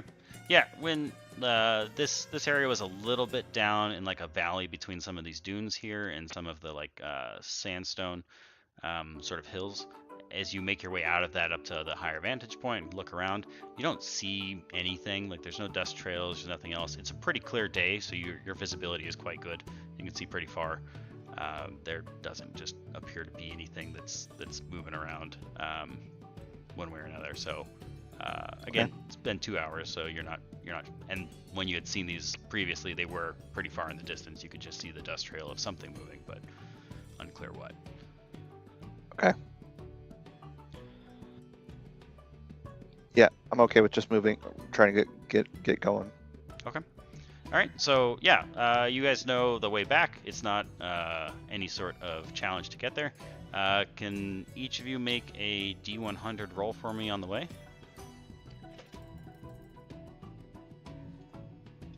So does the cat get one? I was just gonna have each of you to. I rolled a be 15. 1 day each, since you're gone for 3 days. Oh. 69. All right. Nice. I got a Nice. 2. All right. So we got a 2. We got a 69, and what was the last one we got? 15. 15. Okay, so making your way, it's a pretty uneventful journey. It's really hot, and you guys do get caught in a little bit of a dust storm, but nothing dangerous, just unpleasant. You haven't seen any sort of sign of any of the bogies or anything. You also don't see any other travelers. You make it back to the gates of Zephyr's Vale. Once you get there, you have a writ from Creed, which was the means that you got out of the city as well as getting back in, because they usually don't open the gates for anyone worried about corruption. There's like a 2-day process for you to essentially be quarantined to make sure that you're not bringing anything in with you. So it's pretty boring. It does give you guys time to like look through the books that you've gathered and stuff, but other than that, there's nothing else going on. So when you say not bringing anything in us, you mean in with us? You meant like disease, right? Not books and stuff. Like we don't have to Corruption, keys through yeah. these things, right? Yeah, no, there's you have never actually seen this, but you have heard stories that the corruption from the aberrations can spread to creatures, and so those creatures can like turn into aberrations of sorts. They do this Okay. process. No one's ever been able to say for sure that this is a real thing, so there's also not a ton of expeditions that head out, so it's not overly common either, but Mhm. yeah, none of you guys are overly worried about it. Okay, cool. All right, so making we- it into the city. Oh, sorry, go ahead. I was gonna say, are we able to learn anything in our multiple days? Are we separate from each other, or are we? You guys are in the same area. They're not quarantining you separately. It's just like a little bunk room or so. It's got a few beds in there, so you guys are just crashing there for a couple days as they Okay. observe you to make sure that there's no like you're not growing tentacles or something. Is there anything that we can learn in our downtime in looking at the books or looking at the tapestry or anything like that? Or have we extended the ability of our minds to be able to get any more information from these things? Yeah, at this point, you guys, well, I guess all of you are feeling more confident in your choices. Kaylin, you're really confident that there's additional information that is somehow hidden within this book in some kind of code or cipher or something else. You haven't been able to figure out what it is, but the more you look at this, the more like things jump out to you as being like, this has to be some kind of pattern. Kermit, as you're looking through your atlas, stuff has changed but there's also enough that's still the same, especially lots of the big mountain ranges. You're thinking the tapestry you looked at, it's definitely not to scale, so there is some sort of perception from the illustrator that is kind of bleeding into this, but you're also confident that like this is likely based on a real place, even if it's not overly accurate. So with that information, based on whatever you can find out in this cipher, with this other tome, you can probably figure this out. Like, you feel like you've got the tools, you just need a little bit of help. What about me? You are really just mesmerized with how smooth a polish is on this stone. Like, you cannot find any imperfections on it. Yeah. It is It's gotta be also something. one surface. One surface. See, that's the key. They don't make these stones like they used to. Yeah. All right. I mean, it really is a cool rock. Like, it's really nice. It's a very cool rock. I feel like I'm talking to my child. I think that's how you have to play it from now on. Right. That's how we roll. Oh, you found that stick, huh? It's an awesome stick. I love it. Hey, what now? Hold on now. Don't be talking bad about sticks. You know when you find a nice stick, it's a nice stick. It is, yes. It's the rules. Walking sticks, poking sticks, Sword fighting sticks. sword fighting sticks. Yeah. Endless activities. Once you guys are released from quarantine, you know where the market is, if you're interested in heading there. The market or Creed? You could also go to Creed. When you guys had done your history checks before, I told you about the market where they trade in these sorts of books and things. If you wanted to try to get some more details, you can also you can get access to like an audience with Creed as well. Oh, What you're okay. trying to do. Guys, I totally thought we were just going to bring it back to Creed, and if Creed didn't want it, we were going to sell it at the market. That's how I understood that. So if you had something different, speak up now. No, I thought we would take the stuff to Creed too. Brendan, are we going the wrong way? No, you guys. Okay. I mean, this is part of the playtest 'Cause you- session. I need to see like what people are trying to do to figure out how to give the DM the tools they need to make sure that players aren't feeling railroaded, but also aren't lost with just too many options and have nothing to choose from. So, trying to strike that. So I balance. assume this was a simple grab and smash and grab type of thing where we're just bringing it back to the guy. Yeah, that's So I totally would go fine. straight to Creed. Perfect. But I don't know what Kalen's character would think either, though. No, I thought that's what we were supposed to be doing too. Smash and grab, Okay. bring back, and get paid. But Yeah. the if you important wanted piece us is to get go to the- paid. If you wanted us to go to the market, I guess the way that you would do that is we go to Creed, and Creed's like, "Oh, my buddy Jeff in the marketplace wants you to."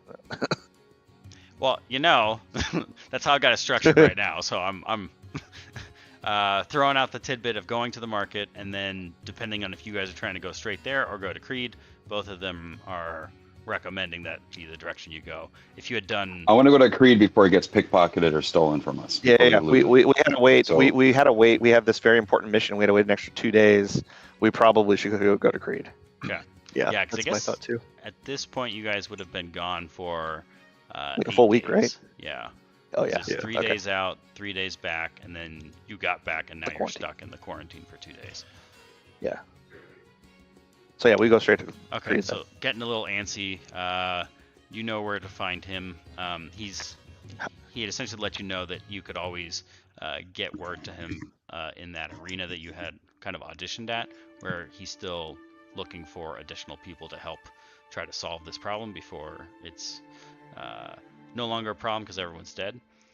And so it's not an issue getting an audience with him, and have to wait a few minutes, but eventually someone comes over and tells you that Creed's available and brings you over to a room that he's in, and you can see he's got his room actually doesn't look all that dissimilar from the area you just left, where he's got a big table, he's got a whole bunch of things kind of scattered around it as he's kind of making notes in a notebook. There's a few different tomes and a couple maps and some other things. He looks up as you enter. Oh, welcome back. It been a few days. I hope you didn't run into too much trouble. No, not too much. It was, I mean, there was like one little thing, but we can handle it. I want to take note of what he was working on. Is it Okay. anything related to anything that we found? I mean, he's not hiding it, so you can just see there's a big map. There's a section, like you can pretty quickly see, like there's a section that says Zephyr's Vale, and it's got like a big circle on it with like a real rough depiction of the city. And then there's a few different points on the map in different areas that are highlighted as points of interest, if you will. You do recognize like one of the ones that you had gone to, and he does have this figurines to detailed, but more like just like a stone, like a flat stone. And he has your A flat dome names. granite stone? Yes, exactly. And he has your names written on this that he had kind of put on this, and then as you come in, he actually just slides it back over to Zephyr's Vale, and you can see there's a couple stones that have different people's names on them, and then a few more like sort of these like points of interest that he's marked, and then he's reading through some not too dissimilar actually to what you guys were finding, like some like old histories and myths and legends sorts of tomes. Okay, 2 questions on that. First off, does the map look like the same Atlas map that we found in the book prior? And then the second is the little weebles, the little miniatures, do any of them look like they represent the crew that we followed, or that were in front of us, or that were in the area that were around us? Does that make sense? Yeah, the Is that- stone, it's just like I think more like a tile or something that he's got a few names written on that he's just moving. So there's there's not like a picture or like a Okay. any sort Sure. of imagery. So unless you knew who that person was, you'd have no idea what they Nope. look like. No idea. As far as the map goes, it looks like Creed is the one drawing this map. Okay. And so it appears he's kind of starting with Zephyr's Vale as like the very center. It's a really big piece of parchment, and he's drawing it pretty small. And then as he's finding things of interest, trying to figure out like where that is, and trying to sketch out the landscape on like he's got some basic pieces already in place where he's got like known mountains and like rough distances between those. And then trying to put down any of these points of interest he's learning, and he looks like he's starting from the center, kind of working outwards. Think of like a concentric ring, so first mile, second mile, third mile, so forth, as he's trying to find whatever information may be either the most valuable or the closest. Got it. Does Well, it look like he's missing anything that we found in the books? He does not have an obelisk on here. You do immediately like see that. yes. So Sorry, I'll let it probably be. we're gonna be looking for the obelisk.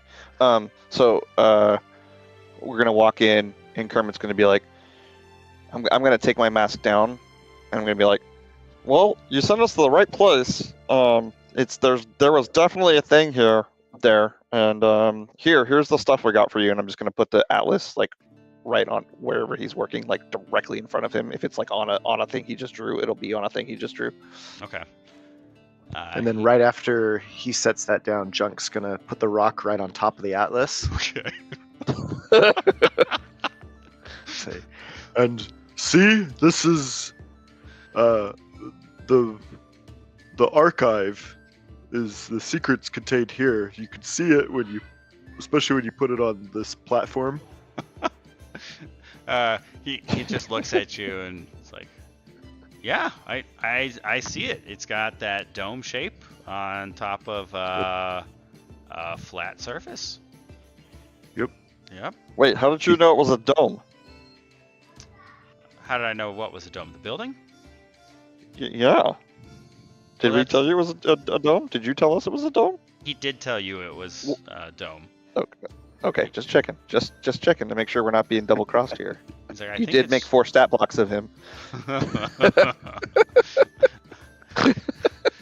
Sorry. Before I put the tapestry in the book down, how much did you say you were paying us for this? You guys didn't make an agreement before you left. Right. But so you've put down the atlas, and then you have your most prized possession of granite sphere on top of that, and then I hold up that there's Granite a spheres from tapestry in another Sector book. 3-4, right? Right? Wasn't it Sector 3-4? yes, Quadrant 4, layer 3. yes, and he's like, okay, well, the atlas looks interesting. Did you get a chance to look through that? Do you know how old it is?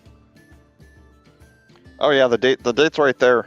He's just totally lying. It's right there. It's on when you open it up. See, it's right. Oh no, the other page. The other. You'll see it. You'll see it. It's there. He's like, oh, okay. He's like, yeah, there might be some interesting stuff in here to cross-reference, especially any of the like more permanent features. Some of this looks a little old, but yeah, obviously lots of this stuff's old, so just cross-referencing is kind of feels like what I'm doing now. I'm just gonna say the pictures look better than yours. I'm being honest. Like I'm just offering constructive criticism, but like the pictures in that book look better than the picture that you drew on the table. There's also like way more books if you want to go back yourself. Oh, well, that is good to know. I'm gonna Okay. look on his arm. Does he have any font printed on his forearms? No, his forearms, you see like old scars and things like that, but there doesn't Okay. seem to be. It appears on all 3 of you to be in the same spot along your forearm on your left arm, and he does not have any marking there. Okay. I'll unroll the tapestry and show it to him. Oh, this is a fine piece. And then I'm not this familiar with that obelisk though. The book correlates more information about that. So how much were you gonna pay us for this? He kind of like looks over this stuff. What's in that other tome? What did you find in that one? Kind of like garage doors. You don't really know until you open up the garage door. So how much are you willing to pay here? He's like, well, I guess you found the archive. I'm assuming it's in okay shape if you were able to like get a tapestry that's in this good of condition there. It is in pristine condition.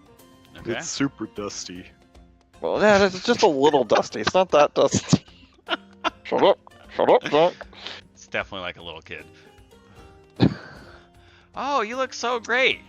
Why is he fat, Mom? Oh God. Why does he have 4 chins? Oh man, Mom, you look beautiful. Except, I don't really like the shirt very much. I can roll a persuasion check. Oh man, That's my 7-year-old, by the way. I picked my 3-year-old up from preschool yesterday, and I had cleaned up my beard so I look less homeless, and he said, "No good, I can't look at you," and just covered his eyes. Like, well, he's walking and just about like ate it into a bush, and it's just like, oh man, you guys want me to look homeless? Kids mostly do. All right, so If it helps, I'll roll a persuasion check. sure, go ahead. 4. All right, doesn't help. I'm gonna help him by smiling really widely. Like If I have yeah. advantage, it'll be an 8. If that helps. I'm not gonna waste my time on that. You guys are definitely making him like feel a little more uncomfortable as the time progresses. And he's like, well, I appreciate you checking out the area. I would be interested in a detailed report on it to understand like where the archive is, if there's anything of note to for the archive, what other kind of stuff is in there. I will. I have another task for you from this, but for your efforts here, here's 100 gold pieces each. And he goes ahead and hands each of you like a small pouch with that.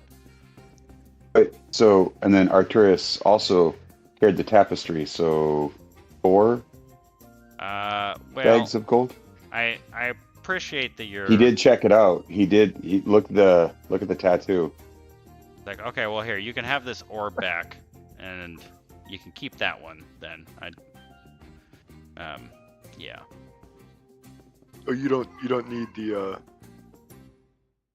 Are you sure? Maybe you His should loss is investigate it arcane more. because that's the same Don't stone run. from the obelisk. Apparently he just doesn't realize it yet. Are you sure you don't want this, Creed?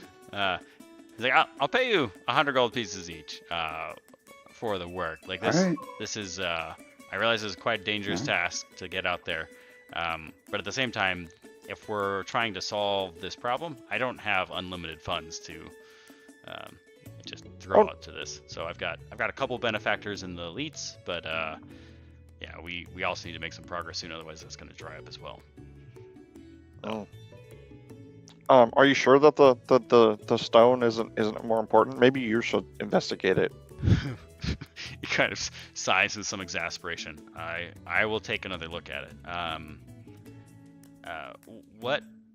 All right. So, what's the deal with this other tome? And he looks at you, Kalen, the one that you had last.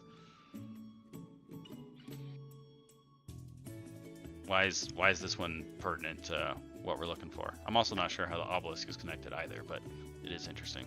It's called the Steel Guard Wardens of Valis, as the tattoo on my arm can depict it there. Inside, you're going to find it where it talks about the obelisk, where it seems to be a bridge between this city to get people. It's an incursion point, so it's possible that this is where the aberrations are coming through. And then this tapestry kind of shows the layout. If you can do a clairvoyance, clairaudience, if you can do magic to kind of pinpoint where this is located. So the book talks about the obelisk, the tapestry shows it, and then now you just got to find it. There's also inside the book, there's going to be here. So if you look at these passages, this right here will, and I'll turn to page 17 or 117, whatever it is, and I'll be like, this would be enough to provide the description. However, they go on for 2.5 more paragraphs. These are unneeded. There's some type of code, some type of cipher locked inside this book. Here's the etching that we took from the outside, potentially that this is a cipher. Here's the cave etchings that we took. So I think this is a puzzle within a puzzle. Yeah, he seems very interested as you're kind of showing him these particular sections in the book that you've been looking over the last couple days. Like, now, the granite sphere is also from Quadrant 4, Layer 3. And I think Drunk did a really good find. Like that looks like where the obelisk would be from, and I think this is a piece of it. So you turn a blind eye to it without yeah. I definitely think it's, you say that you're at limited funds, maybe you should stop paying others that aren't giving you these results and put that towards us. Do a better investment.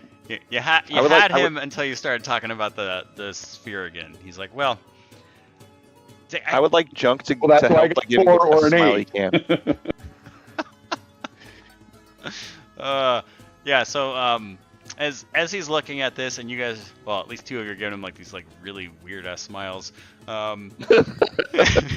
He's like, I've heard the name Steel Guard before. I don't know where though. It's but it is nagging at me. I'm gonna dig through some of my stuff, see if I can find it.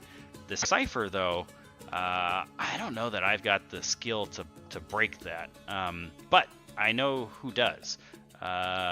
There's this place called the Weaving Market, and there are probably 3 sort of like artifact, rare, book, scroll, parchment sort of vendors that usually trade more in information. I have a sneaking suspicion all of them work for the Preservers. Characters would know that the Preservers are like a secret organization that collects information, and there's like this sort of, whether true or not, vibe that these guys are like puppet masters behind powerful organizations kind of like pulling the strings. And the general story is that they have these like secret vaults that they call the Vault of Ionian Wisdom, and within those places they like sort of hoard resources and information, and then when catastrophe breaks out and like crazy wars or incursions or whatever it might be, like they all disappear into these vaults, wait for everything to die down, and then come back out and try to rebuild civilization and try to solve the problems of the past, and distribute resources to push their agenda. So Well, we know a lot. yeah, That sounds like a lot to know. yeah. So the characters What would was have, on the books here? the characters would know that these are the like essentially the rumors and stories told about these people, but you don't necessarily know who anyone is. Like there's not widely, no one is a preserver. Like no one says they are. There's no official organization headquarters or anything like that anyone outside the organization seems to know of. So it's just more of like a rumor, like Illuminati or something like that, where Yeah, I was gonna say, are they like conspiracists level of them, like they're the global elites yes, type of so thing? you could think of them like that way. Yeah, like there's like this global elite sort of conspiracy where all of these people like do these things, and so anyone who's like hiring information or hiring like adventurers to go find information or dig for artifacts or anything like that, like they're automatically assumed to like be a potential preserver, which obviously then makes it challenging to engage in like scholarly work or anything like that. But anyways, characters know that. Cool. Uh, Okay, cool. So he's told you like they might be this, but they're almost always willing to pay for information on stuff. If you approach them, you probably can buy their help to help decipher this, because they're going to want to know this at the same time, so they'll record it for their own stuff. But it could be a mutual beneficial sort of exchange. Going rate for something like this is probably somewhere in the neighborhood of 10 gold pieces. I'm going to give you 20, which should be enough for that. And then I imagine you have some supplies you need to rebuy after heading out, so hopefully you can stock up with whatever's left over to get some more rations and stuff. I'm going to dig through all the stuff I've got, see if I can find the steel guards mentioned anywhere. The name is just scratching at me. I'm sure it's here somewhere.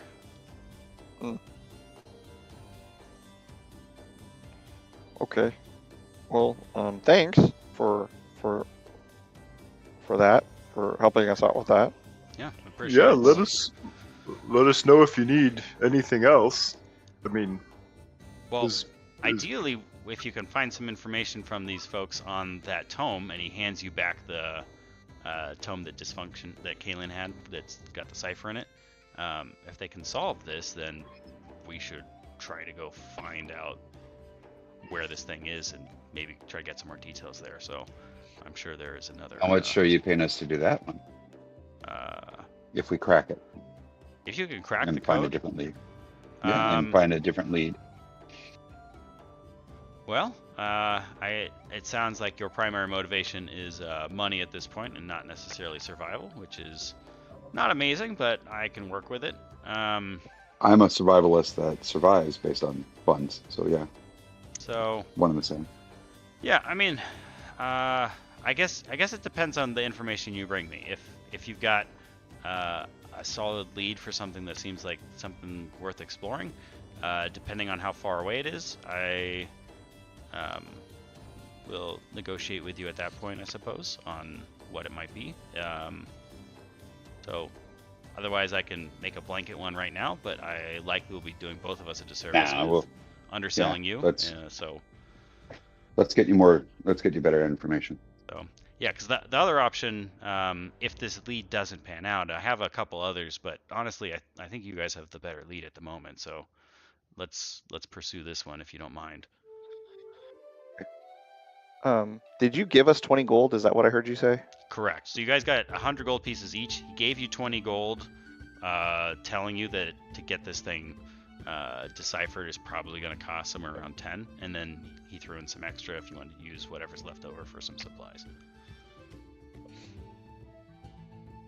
Okay. So 30 gold as a group total. Or 30 gold No. each, sorry. He gave you No, he gave 20 us gold. 100 gold each, and then 20. Yeah. Yeah, So we got so- 320. Yeah, as a group, you got 320 exactly. Gotcha. Okay. Cool. All right. So, what are you doing? We'll head out to the market then. And oh, sorry. Go ahead. Oh, nope, you're going to say what I was going to say, so it's okay. Yeah, let's head out to the market and try to find these stalls. Okay. Looking for these stalls, but at the same time, looking for any eye for Illuminati. I mean, this secret group. The And preservers. try to see if the preservers. Okay. Yeah. You like offhand, you don't really know of any symbol for them. They are a pretty secretive organization, so it's not even certain like they exist. Like this might just be completely fabricated, like myths about something as people's way of trying to make them feel better about what they would hope would be a meritocracy, and never seems to work out that way. But I'm still going to keep, now that kind of like that's in the forefront of my mind. So maybe there's a symbol that we never really thought about. So I'm going to look Sure. for the Yeah. stalls, but just keeping eye. Is there a comment? And I'm like, oh, they all have purple, or they all have whatever. Mhm. I never really put that together. Yeah. Just keeping that in the forefront. Works for me. All right, so kind of making your way from the arena where you had met with Creed. You kind of move through these winding streets. Reminder that Zephyr's Vale is like a very tall city where it did not expand outside the stronghold walls that were there, so it's about a mile in diameter, but it keeps getting taller and it keeps getting deeper, so they keep digging further down. So the bowels keep getting lower, the core gets more crowded, and then the leads keep building higher, and their sort of ivory towers sort of theme there. I'm going to secure my gold within a layer within a layer. Okay. The city folk, they always steal stuff from you. Okay. All right. So you're securing that. So the dim light from the towering structures on either side brightens as you enter one of the few courtyards left in Zephyr's Vale. So you should be able to see my screen here. It's daytime, I take it? Yes. Okay. The courtyard itself is known as the Weaving Market, where all manner of vendors hawk their wares. The air carries mingled scents of exotic spices, fresh bread, and too many bodies. I have one last question, sorry. Yes. Junk took the rock back, right? Yeah, up to you. If you wanted to leave it, that's fine. If you wanted to take Mhm, it, Creed was not mhm. objecting. If he We take doesn't- that with us. Yeah, if Creed doesn't want it, then I'll take it. Okay. All right, so you have the rock.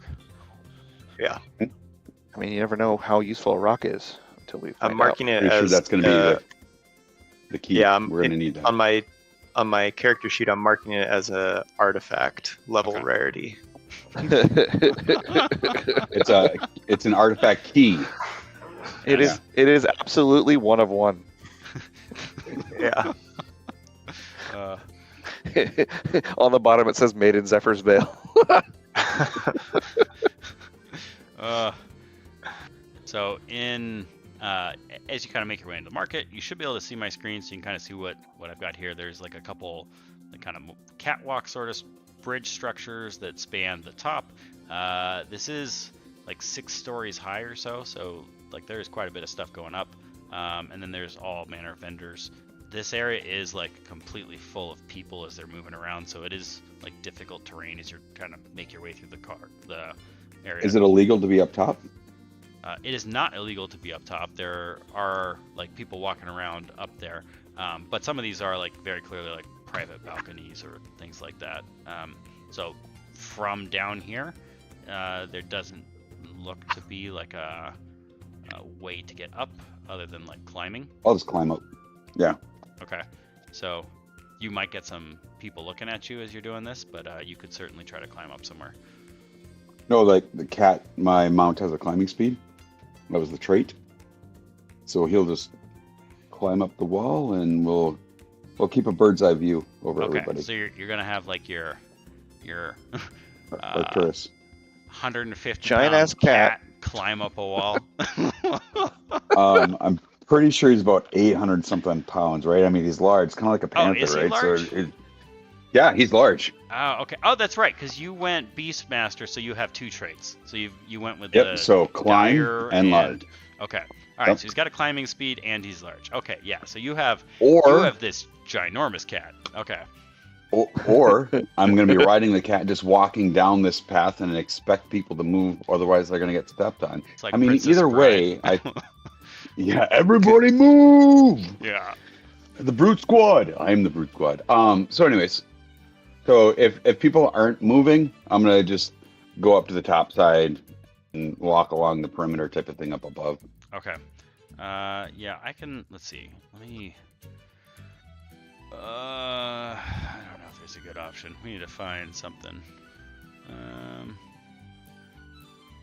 gonna give you this centaur for now for your cat. I didn't mean to take that much game time. I was just gonna do that and move on. Okay. Well, let's see. So if you're moving up a level, maybe we'll stick you. Yeah, I guess if he's got a climb speed, you could probably make it up to like this balcony or something. Yep, and then just kind of go along that top side. Just jump. There's an alleyway. Jump across 10 feet. Shouldn't be a big deal. Well, I have embedded you inside the building somewhere. Right. Sorry. Again, All right, did not mean to take this long. I will say you are on the, let's see, 3rd floor of like this building up here, if that's where Perfect. you want to Awesome. station. Okay. All And right. I'll keep tabs and eyes on the party, so we're Sounds not good. split. Don't split the party. Okay. So your cat's going up there by himself or with you? Nope, I'm mounted on him. Okay. So the 2 of you are up there, and then kind of looking at the rest of the wares down here. You can see like the bookseller. They seem to be like located right next to each other, competing for business, like all at the other end. Oh, that was useless. So that means I'm coming back down to the bookseller. All right. I mean, just to give you like the perspective here, like you could see, I don't know, it's a ways, but you could have visibility the whole way looking over the stalls. So it's up to you, whatever you want to do. We'll get to the bookseller and be like, Kaylin, Yeah, it's I'll over come here. down. Kaylin, come- Kaylin, come down. What do you think All about right. this stall? Sheepishly come down. Oh, look at that! Oh, That look is at that. nice. Holy cow! Do we like walk around and see Creed?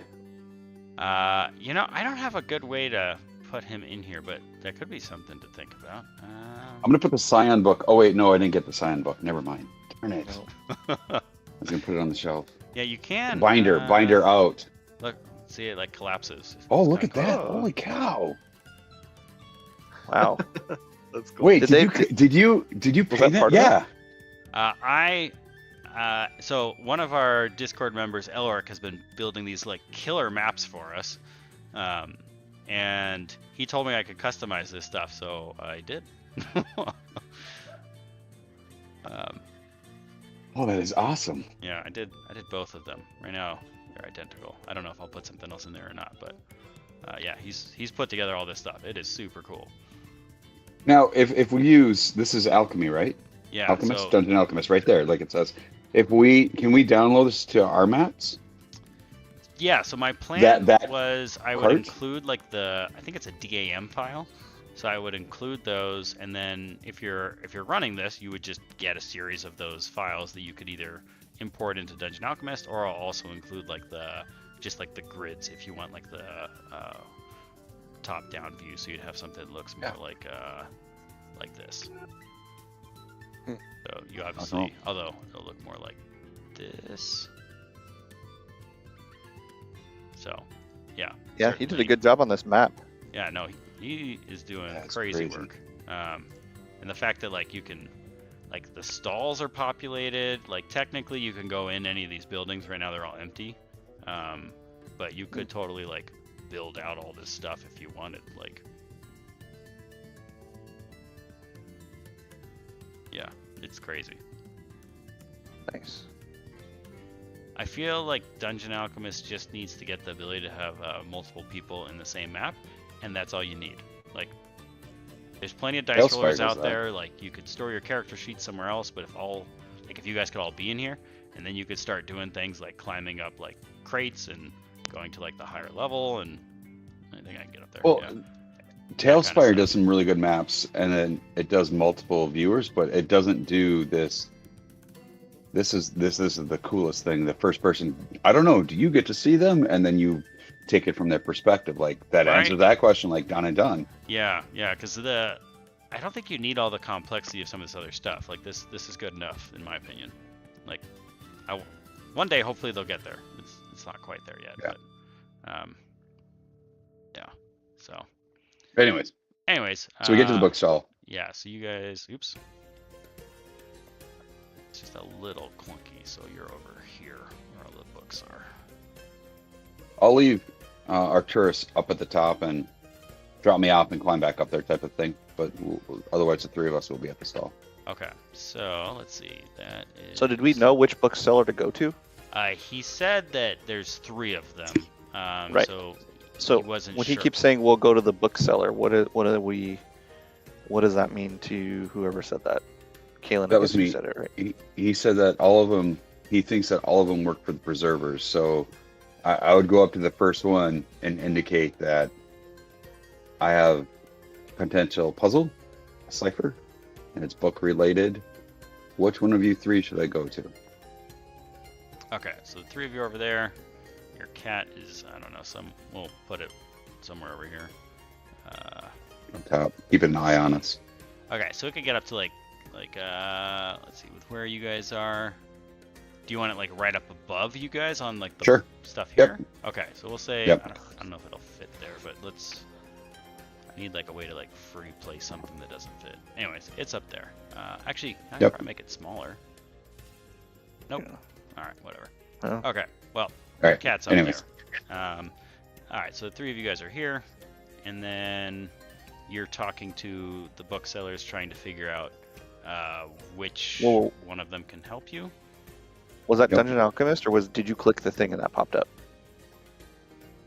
Did you save? What did you just do? Oh, I hit escape. What and- did Oh, you okay. do? Okay. and that, Oh no, I thought you clicked on the cart, and it popped that thing up. So I was like, wait, is that a feature? What did you do, Ray? What did you do?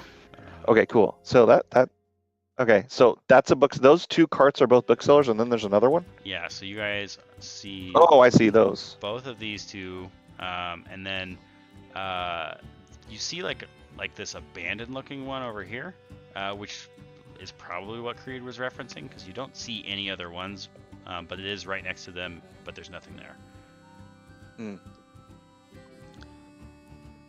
I don't know. I think maybe Kalen, you should talk to him. I'll look at the first seller and say, I have a cipher. It's book related. I need help cracking it. Which one of you should I talk to? You're saying this specifically to that one guy though, or you're saying this loud enough that both of them can hear you? Loud enough that both of them can hear me. As soon as you're But I'm not going to shout it throughout the whole entire thing. I'm going to kind of I go hear like ya. between the 2 of them and go ahead and look Okay. at both of them. Who wants this? They both look at you, and then they both immediately look over towards the stall that's like empty, and Yeah, then I kind of look figured. back at you, but you do catch that, and it's like, well, this is my specialty. I am quite good with ciphers. How big is the tome? Can I see it for a second? I can give you a price. I'll gauge it with my fingers. Okay, so you're gonna This hold way. on to the book and just kind of. You see that book? Yeah, Yeah, I saw that. That was really cool. Huh. No, I just hold up my thumb and my finger. And it's Okay. this tall. I don't actually take out the book. Okay, so you still got the book like in your pouch or something. Yep. Okay. Not even taking it out. So Uh, it's about this thick, this big, and I give him the measure. Here's my hands. It's about this tall, this wide, this thick. Yay big, yay wide. And well, And I'll drop the name of it too. Steel Guard. it is hard Fellas. to say. Do you have an area that's secure enough that we can have a conversation about this kind of stuff, or do you want it right here out in the open? He's like, well, come into the stall, and then he kind of like shoves one of the like bookcases over a little bit so you can come in, and like make some space so you're like not right out in like the bustle of the crowds jostling by. And the Sure. other guy, Quick. he's kind of like still looking and trying to listen in, but he also didn't speak up as someone who can solve the cipher. He just kind of seems interested. But Before I step into the stall, I want to do a glance back at that empty stall, perception check and survival. When was the last time somebody was there?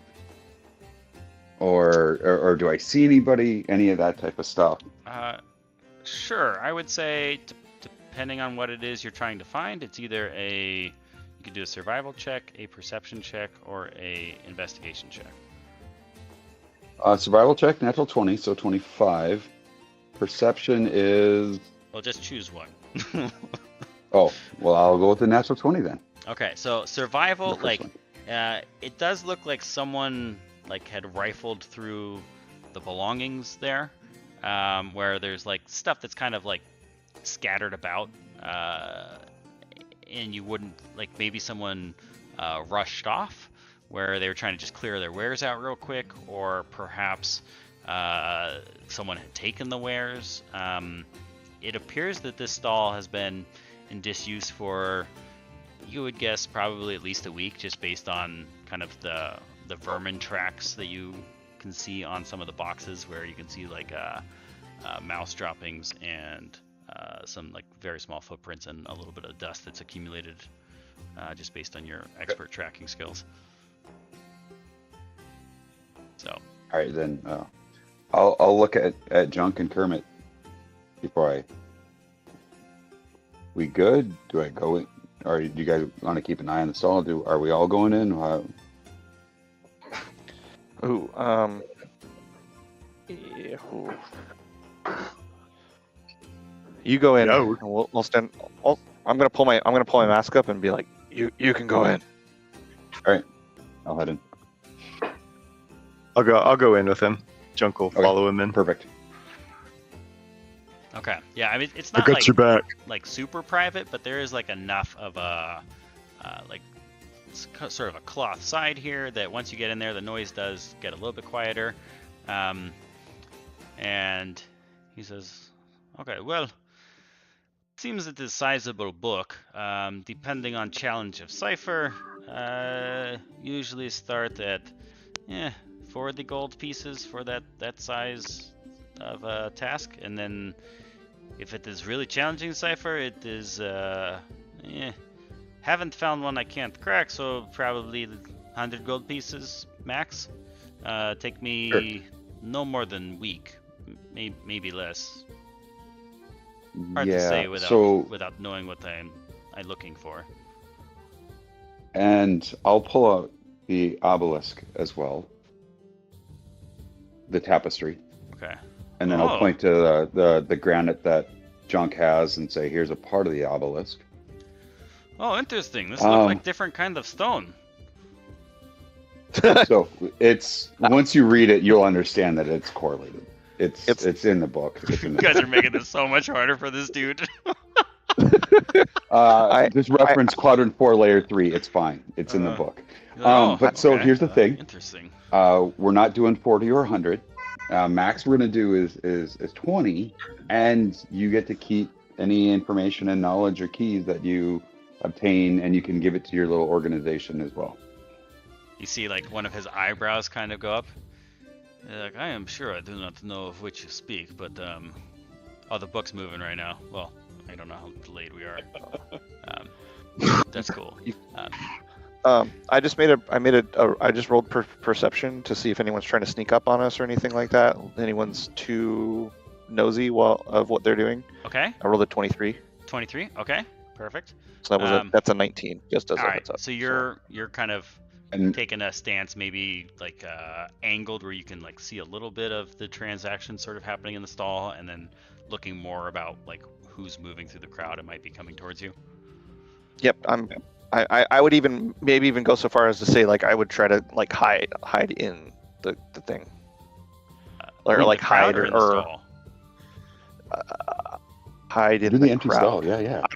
I don't have to be hearing what they're saying. I'm trying Okay, to so keep a you're lookout on us. gotcha. Okay, so you're gonna try to find a better vantage point. So that might even be like just moving like over here somewhere to like look at the rest of the scene, kind of thing, something like that. Yes, but I wouldn't have my back to a large group of people like where you're standing right now. Well, I put it against like your back against this wall. No.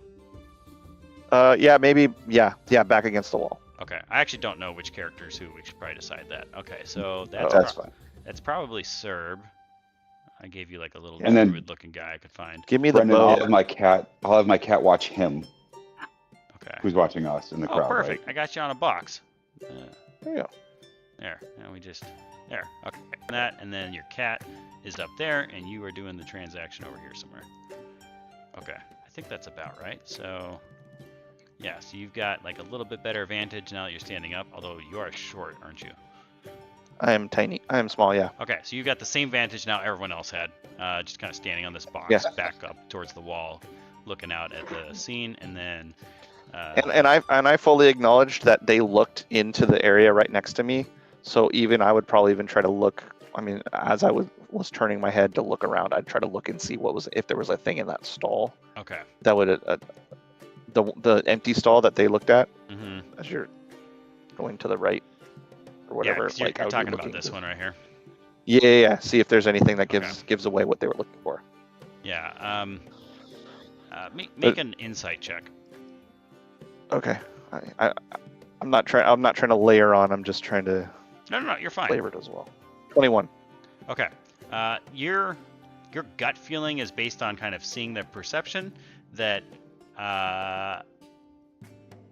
it was more that they were thinking about the person who used to be in the stall and like the things that they had maybe, rather than anything in particular about Okay. what's going on. It might have been that this person was good at ciphers, like based on the time that cue sort of came up for them to them naturally look, or maybe he had a similar looking book or something of that nature. Like something about the conversation that Kaylin was having made them both think at like almost identical time that stall was relevant in some fashion or reminded them of something.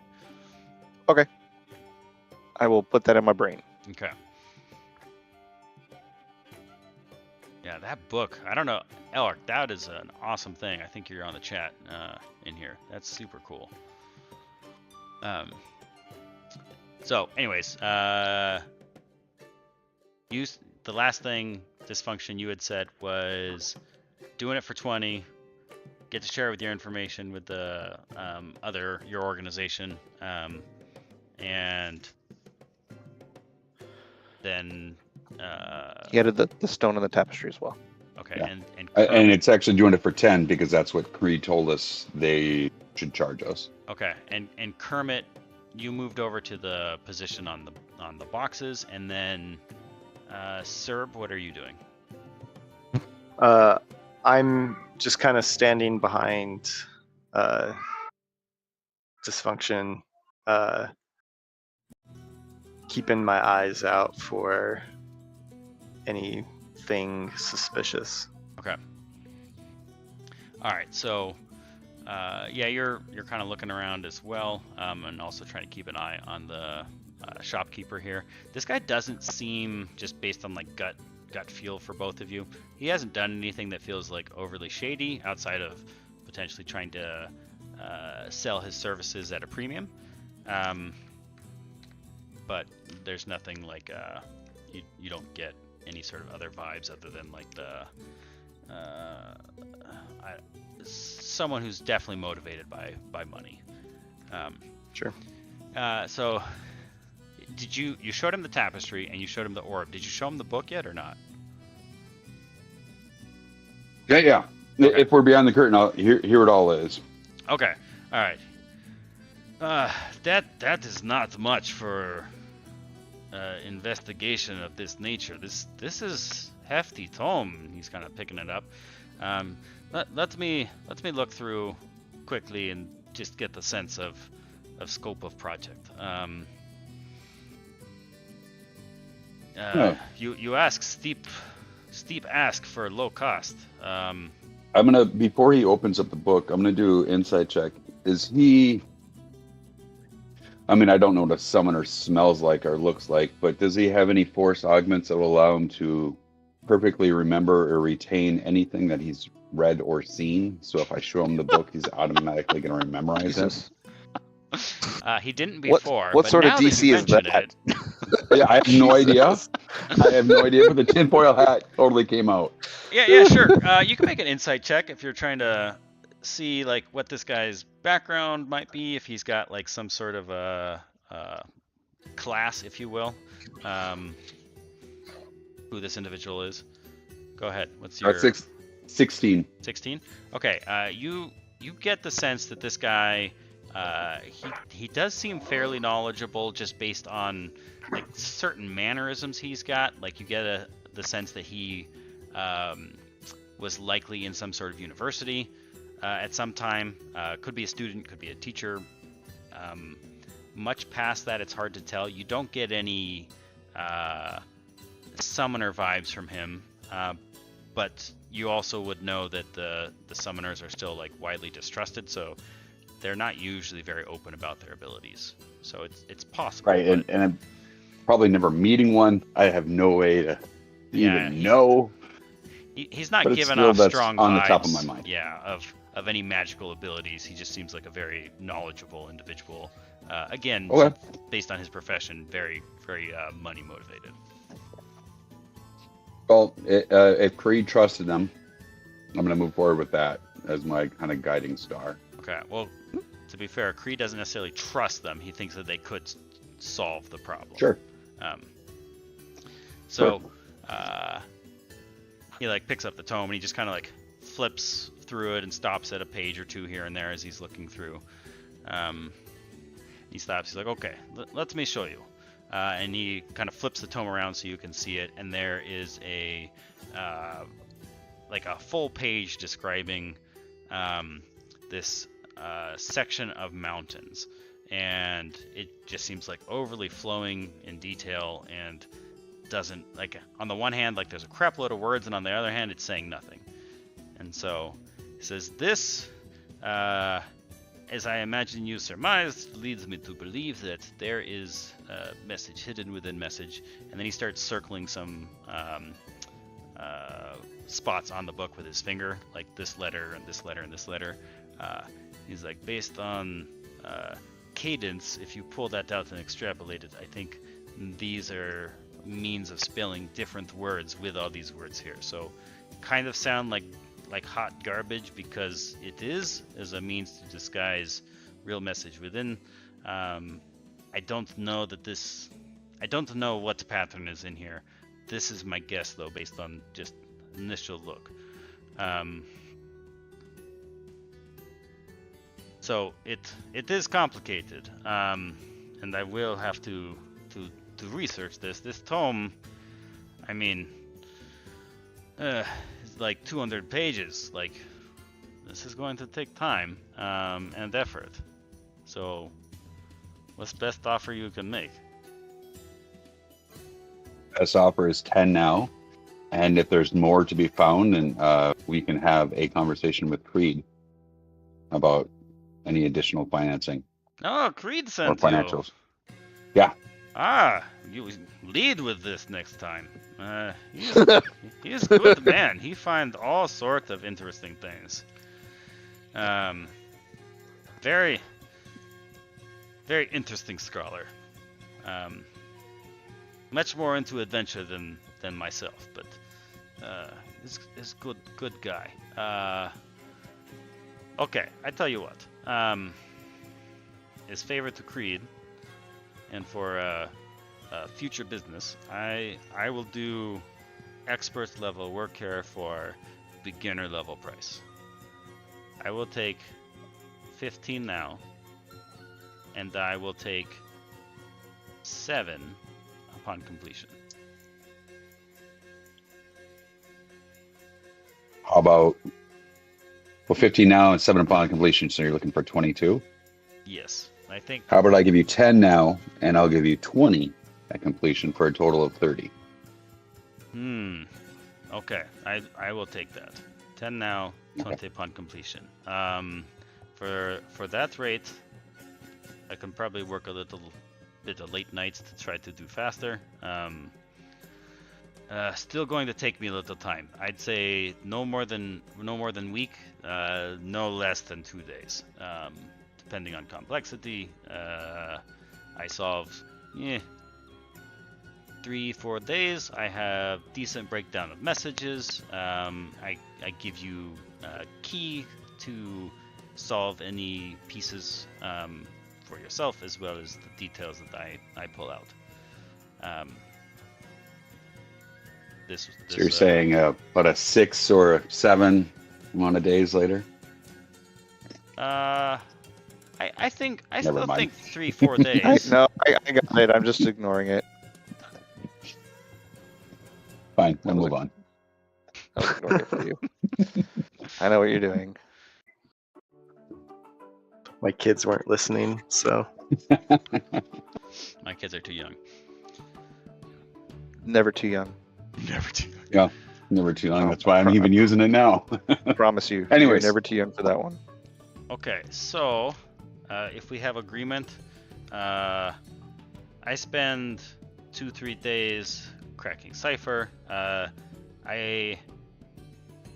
I suggest you come back in 2 days, see how I'm doing, and then based on progress, I share information and we potentially help each other, and then I continue, put down codes I find using Cypher, and then I share full sort of summary of what I find within Tome. And so 2 days, check in based on progress. I assume 2 more days, but if more complicated, maybe a little longer. If easier, maybe I have more progress for you to share. Okay. Well, I'll shake his hand. And what was his name? He didn't give you a name. Why did we choose I'll this go one reach over for the his other guy? hand. And what was your name? You chose this guy because this guy spoke up and the other guy did not. He just kind of seemed interested, but this guy said that the ciphers were his specialty. Gotcha. My name is Vlad. Nice to meet you, Vlad. I'll shake his hand. Okay. He reaches out. He's got a firm grip. He does have like ink stains all over his fingers, but mutual. I like puzzles and solving puzzles, so I'm looking forward to challenge. I think I opt to challenge, but it was a good time. Yep, I'll shake that hand a little bit longer. I'll do a double clasp on the hands, type of thing for that Okay. type of culture, and I'll move on. All right. Side note for you is I'll let Arcturus smell my hand to get a scent Okay. about Vlad. Should we Okay. ever need to search for him and find him? I see. Okay, got it. All right. So you have exposed your his scent to your arm as much as possible without being suspicious. Yep. Yep. And he says, "Okay. I looked through book. 2 days. You come back. Yes, it's good stuff. We continue. We will make happen. Okay." And so you see him pull out this piece of wood that kind of flips up and a little leg pops down. He plops the book down on it, grabs some paper and sticks that, and just kind of settles down, and he's looking through the book and he starts making notes before you've even really left. Awesome. Any particular page? Am I familiar with the page that he stayed at, or was it the same page that he was circling and showing us? No, he seems to have flipped back to the beginning, and he's just kind of Okay. scanning through the first page, and he makes a note or two, and then he flips to the next page, and he makes another note or two, and it seems like he's writing down page numbers and just a small notation on what might be on that page, but started to look through it.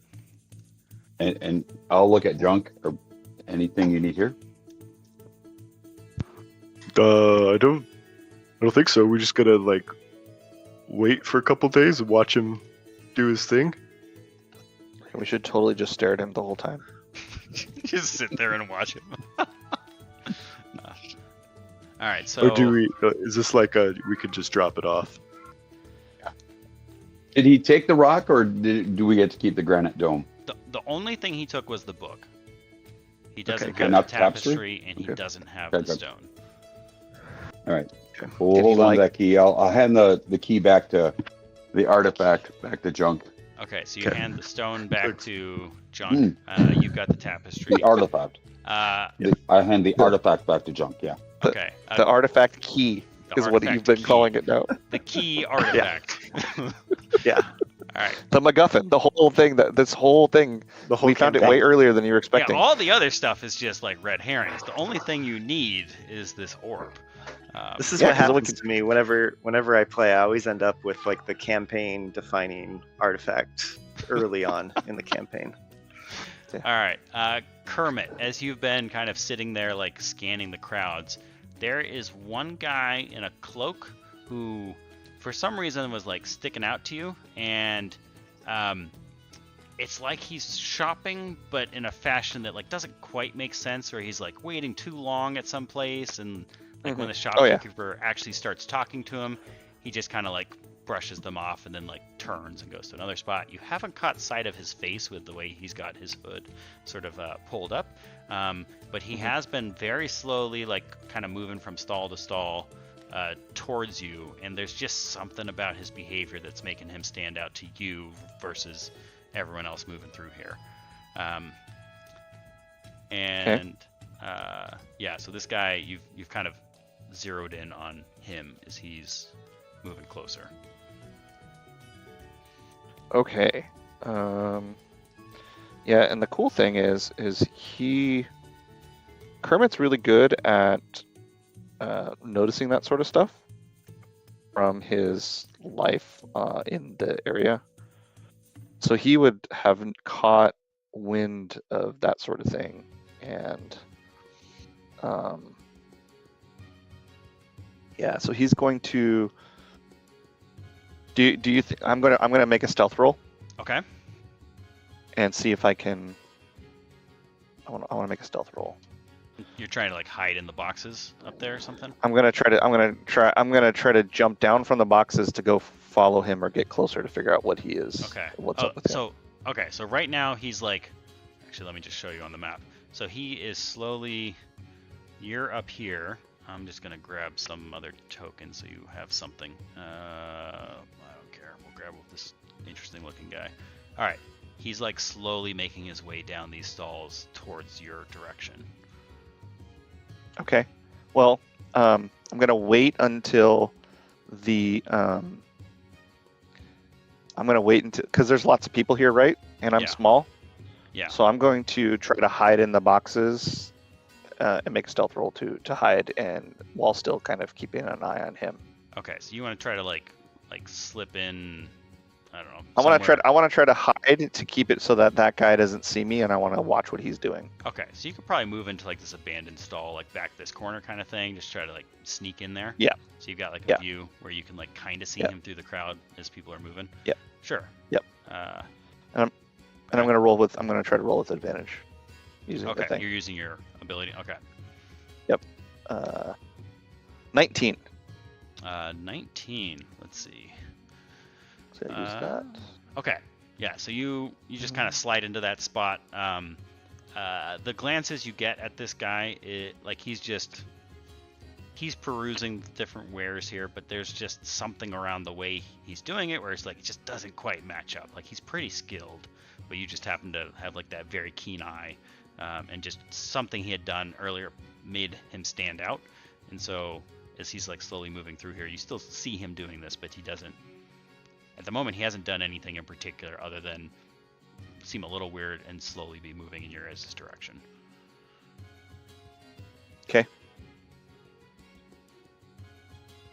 Okay. I don't want to lose my hiding and so I assumed, whoa, like flies.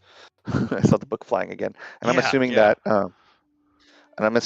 Junk didn't see me, so I'm not going to be able to like communicate with them that that guy might be a threat. Okay, yeah. So you're just kind of watching. Dysfunction, or I guess Kaylin, you gave the orb back to Junk, and then you have kind of tucked the tapestry back into your person, I assume, as you're kind of leaving the stall. Yep. Cool. All right. So as you guys sort of get repositioned, you do see this guy. He's just kind of slowly looking at this stuff as he's moving by. So to you two, you don't notice him any different than like the tons of people that are kind of like pressing past you, anyways. Until, let's see. Junk, what is your AC?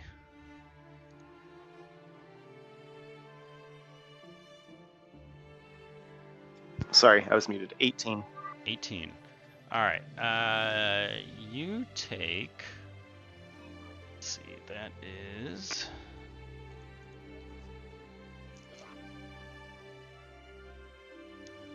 All right. You take 12 points of damage. Is like within this crowd, all of a sudden you feel these like two, like sharp pains in your side, and you immediately like kind of like the way that you were attacked, you drop the orb, but you don't hear it hit the ground, and simultaneously you feel like your coin purse kind of lifted off you at the same time, like you're being mugged of sorts. I should have held an action to attack if he attacked us. That's my And fault. I would like to. Now, I do we would get like a- to attack now, though. I was gonna say, Kermit, you see this happen, and this Perceptions. dude takes off running in the opposite Oh direction. yeah, I want to shoot. I want to shoot him before he even, because I'm watching him the whole time. Yeah, I'm gonna so ambush yeah, him. I would say you're not surprised. You're seeing what's happening. This guy takes off running, and then you would get an opportunity attack. Let's see, potentially. Well, I guess let's see how much space is here. A different view. I guess it would only be Serb, so you could do an opportunity attack if you wanted. Do we even see that this is the guy that did it? Serb would be able to like, he felt this guy, or he felt getting attacked, and then he sees this guy kind of turning away from him and going the other direction. There's a whole bunch of people, so you're definitely like assuming, and this guy's going to disappear into the crowd as soon as he kind of moves. But if you wanted to attempt to make an opportunity attack, it's not that you can't see him. So I think the Yeah, rules I'll would do it. apply. Yeah, I'll try to hit him Okay. Do I have with to? my staff. Would Ugh. Arcturus have a chance to see this too, or no?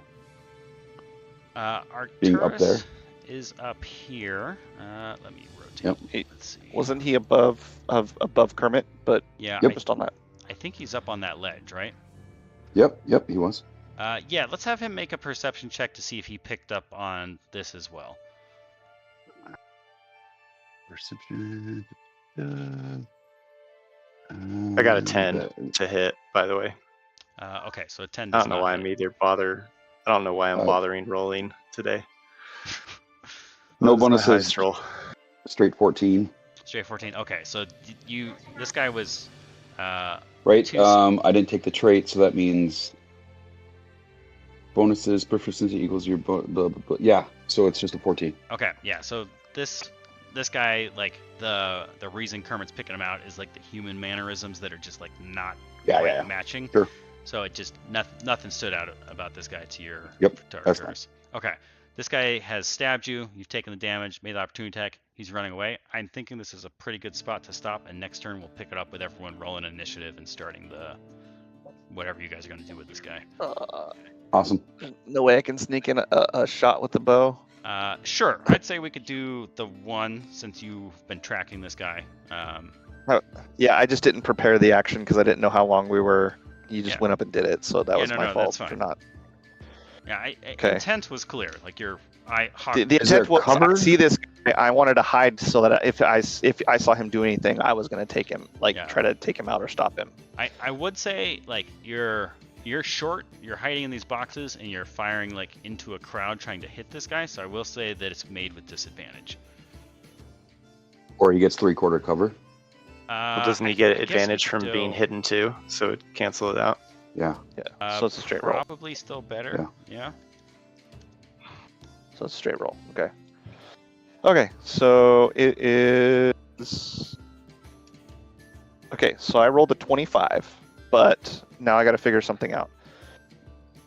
Okay, because I'm a Gloomstalker, it says at the start of your first term in each combat, I would say that is not. It's not a turn. Okay, so Yeah, and then I would say we're gonna have combat start next game. Next turn, okay. You guys will roll initiative, and so that will technically count as your first turn. So the Gloomstalker features would happen then, not now. Yes. Okay, so then the damage would still be because I'm Predator. It's still. Oh, we didn't choose our start at the beginning today, either. Oh yeah, you didn't. Preparation. Preparations. Yep. That's unfortunate. Okay, so that's 5 damage, and then did I add one?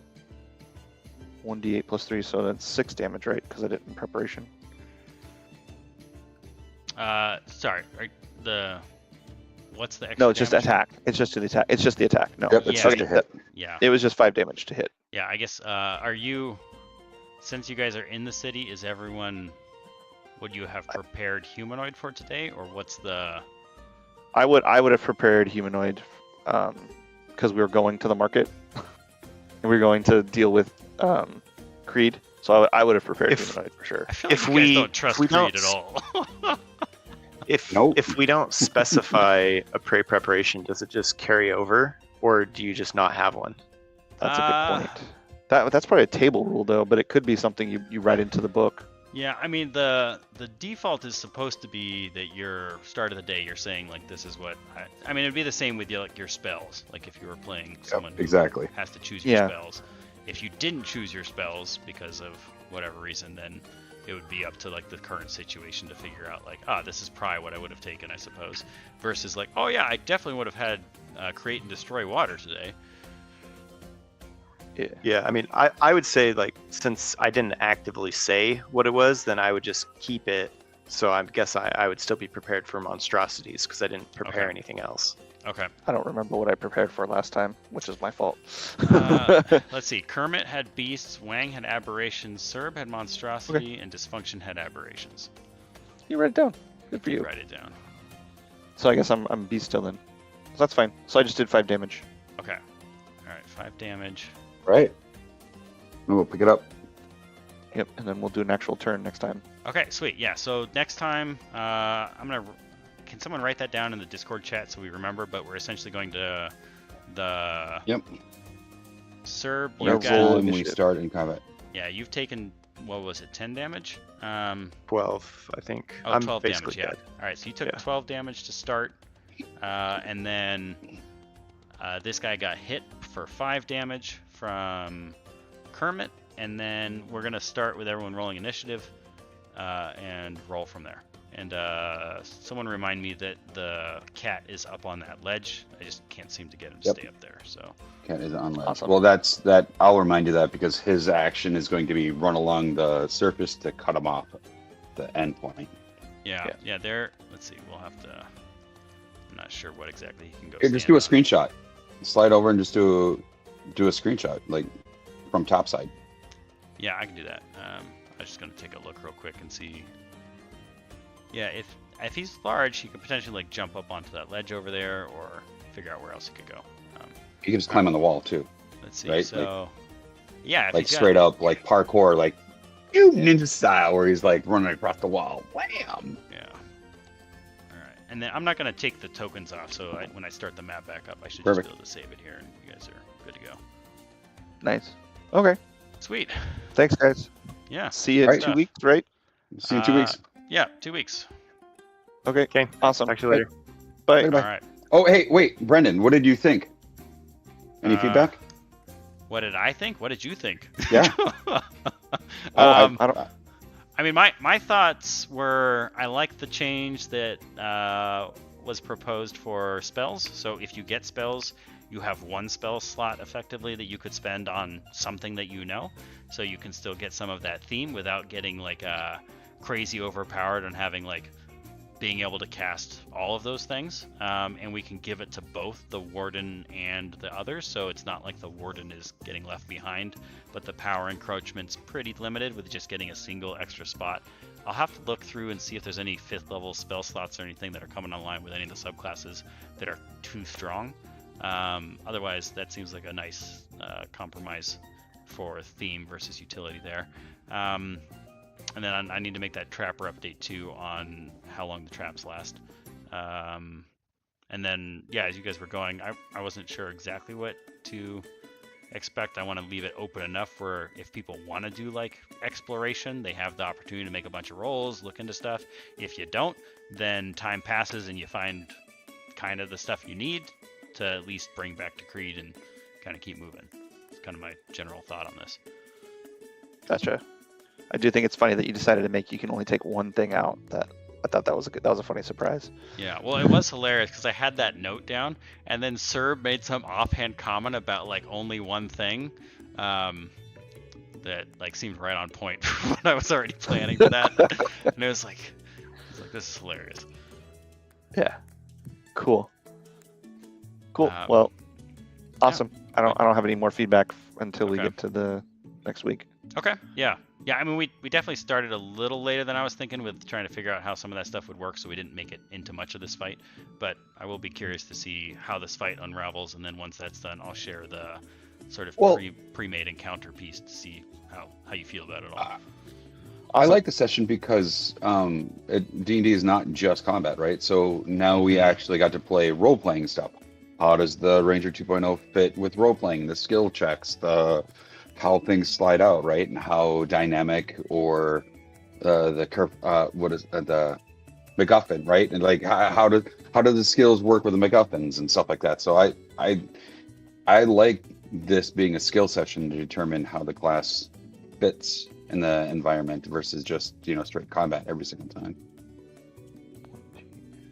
Yeah, that's the hope too, is to try to have each encounter have an option to do any of the 3 paths or some sort of weaving between the 3, where you can do pure combat, pure exploration, pure roleplay, or some combination of them. I do love the comedy between Junk and Kermit. That's gold right there. Because it's orb in the book.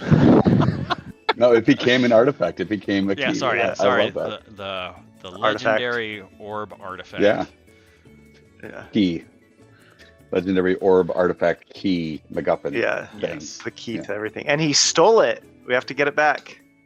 Yeah, we gotta get that back. Yeah, and how Brendan put it right into the storyline. Shoot, he got the MacGuffin. We gotta get it back. What? All right. Well, gentlemen, see you in 2 weeks. Okay. All right. Sounds Hey, good. Sir. Okay. Yeah. We won't level to 4. We'll play level 3 for Sure. the combat, and then Uh-huh. depending on how long stuff takes, maybe mid-level. So think of like any feats you want to take or ability score increase or whatever you're planning to do. Just so Okay. if we do want to level, it should be pretty quick because you don't get a ton of stuff that time, so it should be pretty easy. I had a And question. Brendan, I put a build in chat if you and I take a look at that later. Okay, sounds great. I'll take a look.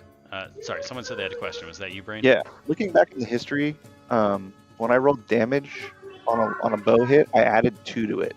I did 1d8 plus 3 plus 2, and I don't know why I did that. The 2 is you the took fighting archery style. fighting style. I think you were grabbing your archery style. Were you applying that to damage? It should just apply to your chance to hit. Right. Okay. So when you do, I don't usually fight with weapons. I usually do casting. So when you do damage with weapons, is it plus your modifier, not your proficiency bonus? Correct. Right. So when you're dealing where did- damage, it's only going to be the weapon damage, which in your case, I think you're using a longbow, so that's a D8, plus your that's a D8, dexterity plus modifier. And then Why did I add 2? I have no idea why I added 2. I'm looking at the thing, and I don't know why I added 2. yeah, Because I wasn't. Was it a beast? It wasn't a beast. even if it's a beast, you would never. Oh, sorry. If it was a Be beast, 1d4. you'd get to add a D4 1d4. to it. D4, but that's still my thing doesn't say 1d4. It says plus 3 plus 2. Your foundry's just adding 2. No, I added it. I must have hand typed it for some reason. Maybe I just didn't understand how it works. I don't know. Like looking Yeah. on the roll I made today, it definitely only did +3. Okay. So Yeah, I'm that's just what it should have wondering been. That sounds because I was right. wondering where I got all the bonuses. So that it's working as corrected. I just wanted to know why I thought I had bonuses. Yeah, That's more what I'm asking. I can't think of anything that would have been giving you a flat 2, because right now your chance to hit should essentially be your d20 plus your proficiency bonus, which is 2, plus archery fighting style, which is another 2, plus your dexterity score, which I think is probably +3, and then you get a +1 Oh, wait. for the ranger. Wait, what about follow through? Does follow through add something? If you would have missed, If then you you would get your wisdom miss, bonus yeah, as damage. You get your wisdom modifier. That's where it is right there. Because my Okay. wisdom modifier is 2. Okay, that's I was like, that's why I was trying to Okay. figure out like why did I get a plus? Because I know I did it. I just don't remember why. It's the Gotcha. wisdom Yes. modifier part. Yeah, so you It have would have that been better for you to reaction. just miss. Well, the funny thing is with the Gloomstalker, right? On the first turn of combat, if I attack, I can make another attack, and if the second attack hits, then I get an extra 1d8. So I need to like hit or miss, and then I get the hit, and then I do the second attack, and I need to hit on that, and that would be the maximum damage. Right. Yeah, try to burn through all of your predator abilities like in the first round. Well, no, I mean the follow through works only the first. Or I'm sorry, the Dread Ambusher only works on the first round. Yeah. Yeah. So I got to get as much as I can out of the front end of the encounter. Yeah, but what's the average number of rounds in a combat? I know you know this. It's like 3 or something. Yeah, the math is assuming 3 rounds. So when you're looking at like the balance for this stuff, you're taking like how much damage could a creature possibly do if like they did the best possible over the course of 3 rounds, and that way maybe they do a crap load of damage in the first one, but then it dies off a lot. So like a fighter's a good example. Action surge up until they get that second one. That first round, if they used it, that would have a lot more damage than their subsequent ones. And then you're averaging that to see like this is how much damage they do per round. So Gloomstalker, same thing. They have a much higher damage first round than their subsequent. Mm-hmm. So it's balanced over 3. Got it. Awesome. So works Okay, guys. too for monsters. Like if a dragon has a breath weapon and it recharges 5/6, you assume it only gets used once per combat, and then that damage is factored in with whatever their claws and stuff are doing. Yeah, that makes sense. Cool. All right. Well, great stuff, guys. Awesome. Fun. All right. Bye, guys. See you in 2 weeks, gentlemen. All right, bye. Bye. All right. Take care. All right. I don't know if you're still on, Elric. I just see your message there. Disable collections in the object menu. All right. Let's see. Overlay objects. Is this objects menu? These are cool. Not what we're looking for, I don't think. Visual effects. Edit terrain.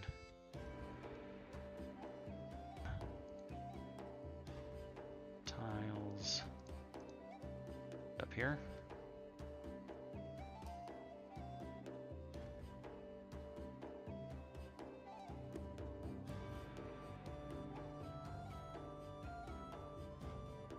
Okay. Disable collections in the object menu. Alright, I will have to Google that. I don't know what collections in the object menu is he referring to, or reach out.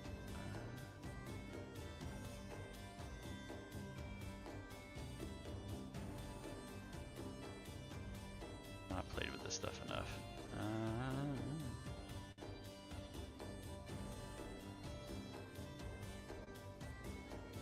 It's fun. What's this do? Abstract lights. Is this? I honestly don't know. Oh, I misread that. Disable collisions in the object menu. Okay, so I can turn the lights off. So we'll leave those off for now. That looks like a good improvement. All right. Settings. Nope, that is not. Oh. First person. Oh, that's fun. You know, maybe, well, grid on, off? Oh, well that would, well, feel mixed about that. They might want that.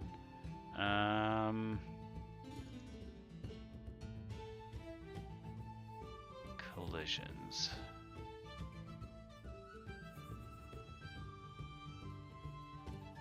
Okay, objects. Is it here? No. Is it here? Trace objects. Nope. Brush type. Nope.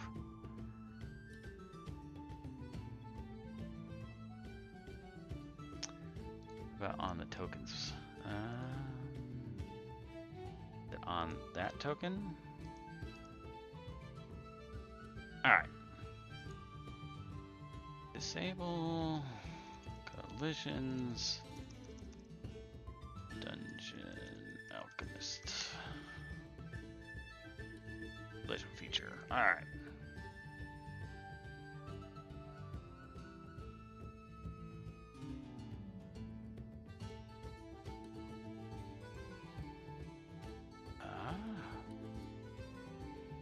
Collision toggle.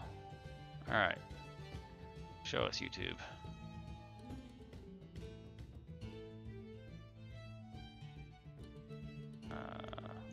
Missed it. Oh, I'm blind. Alright. Is it that simple?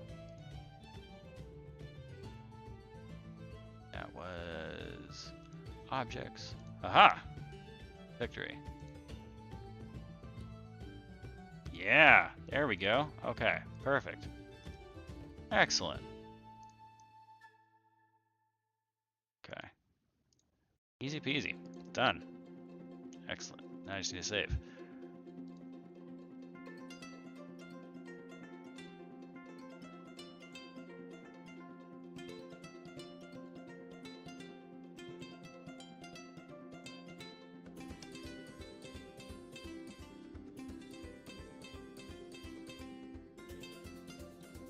All right, that was awesome. Anyone who's hanging out here?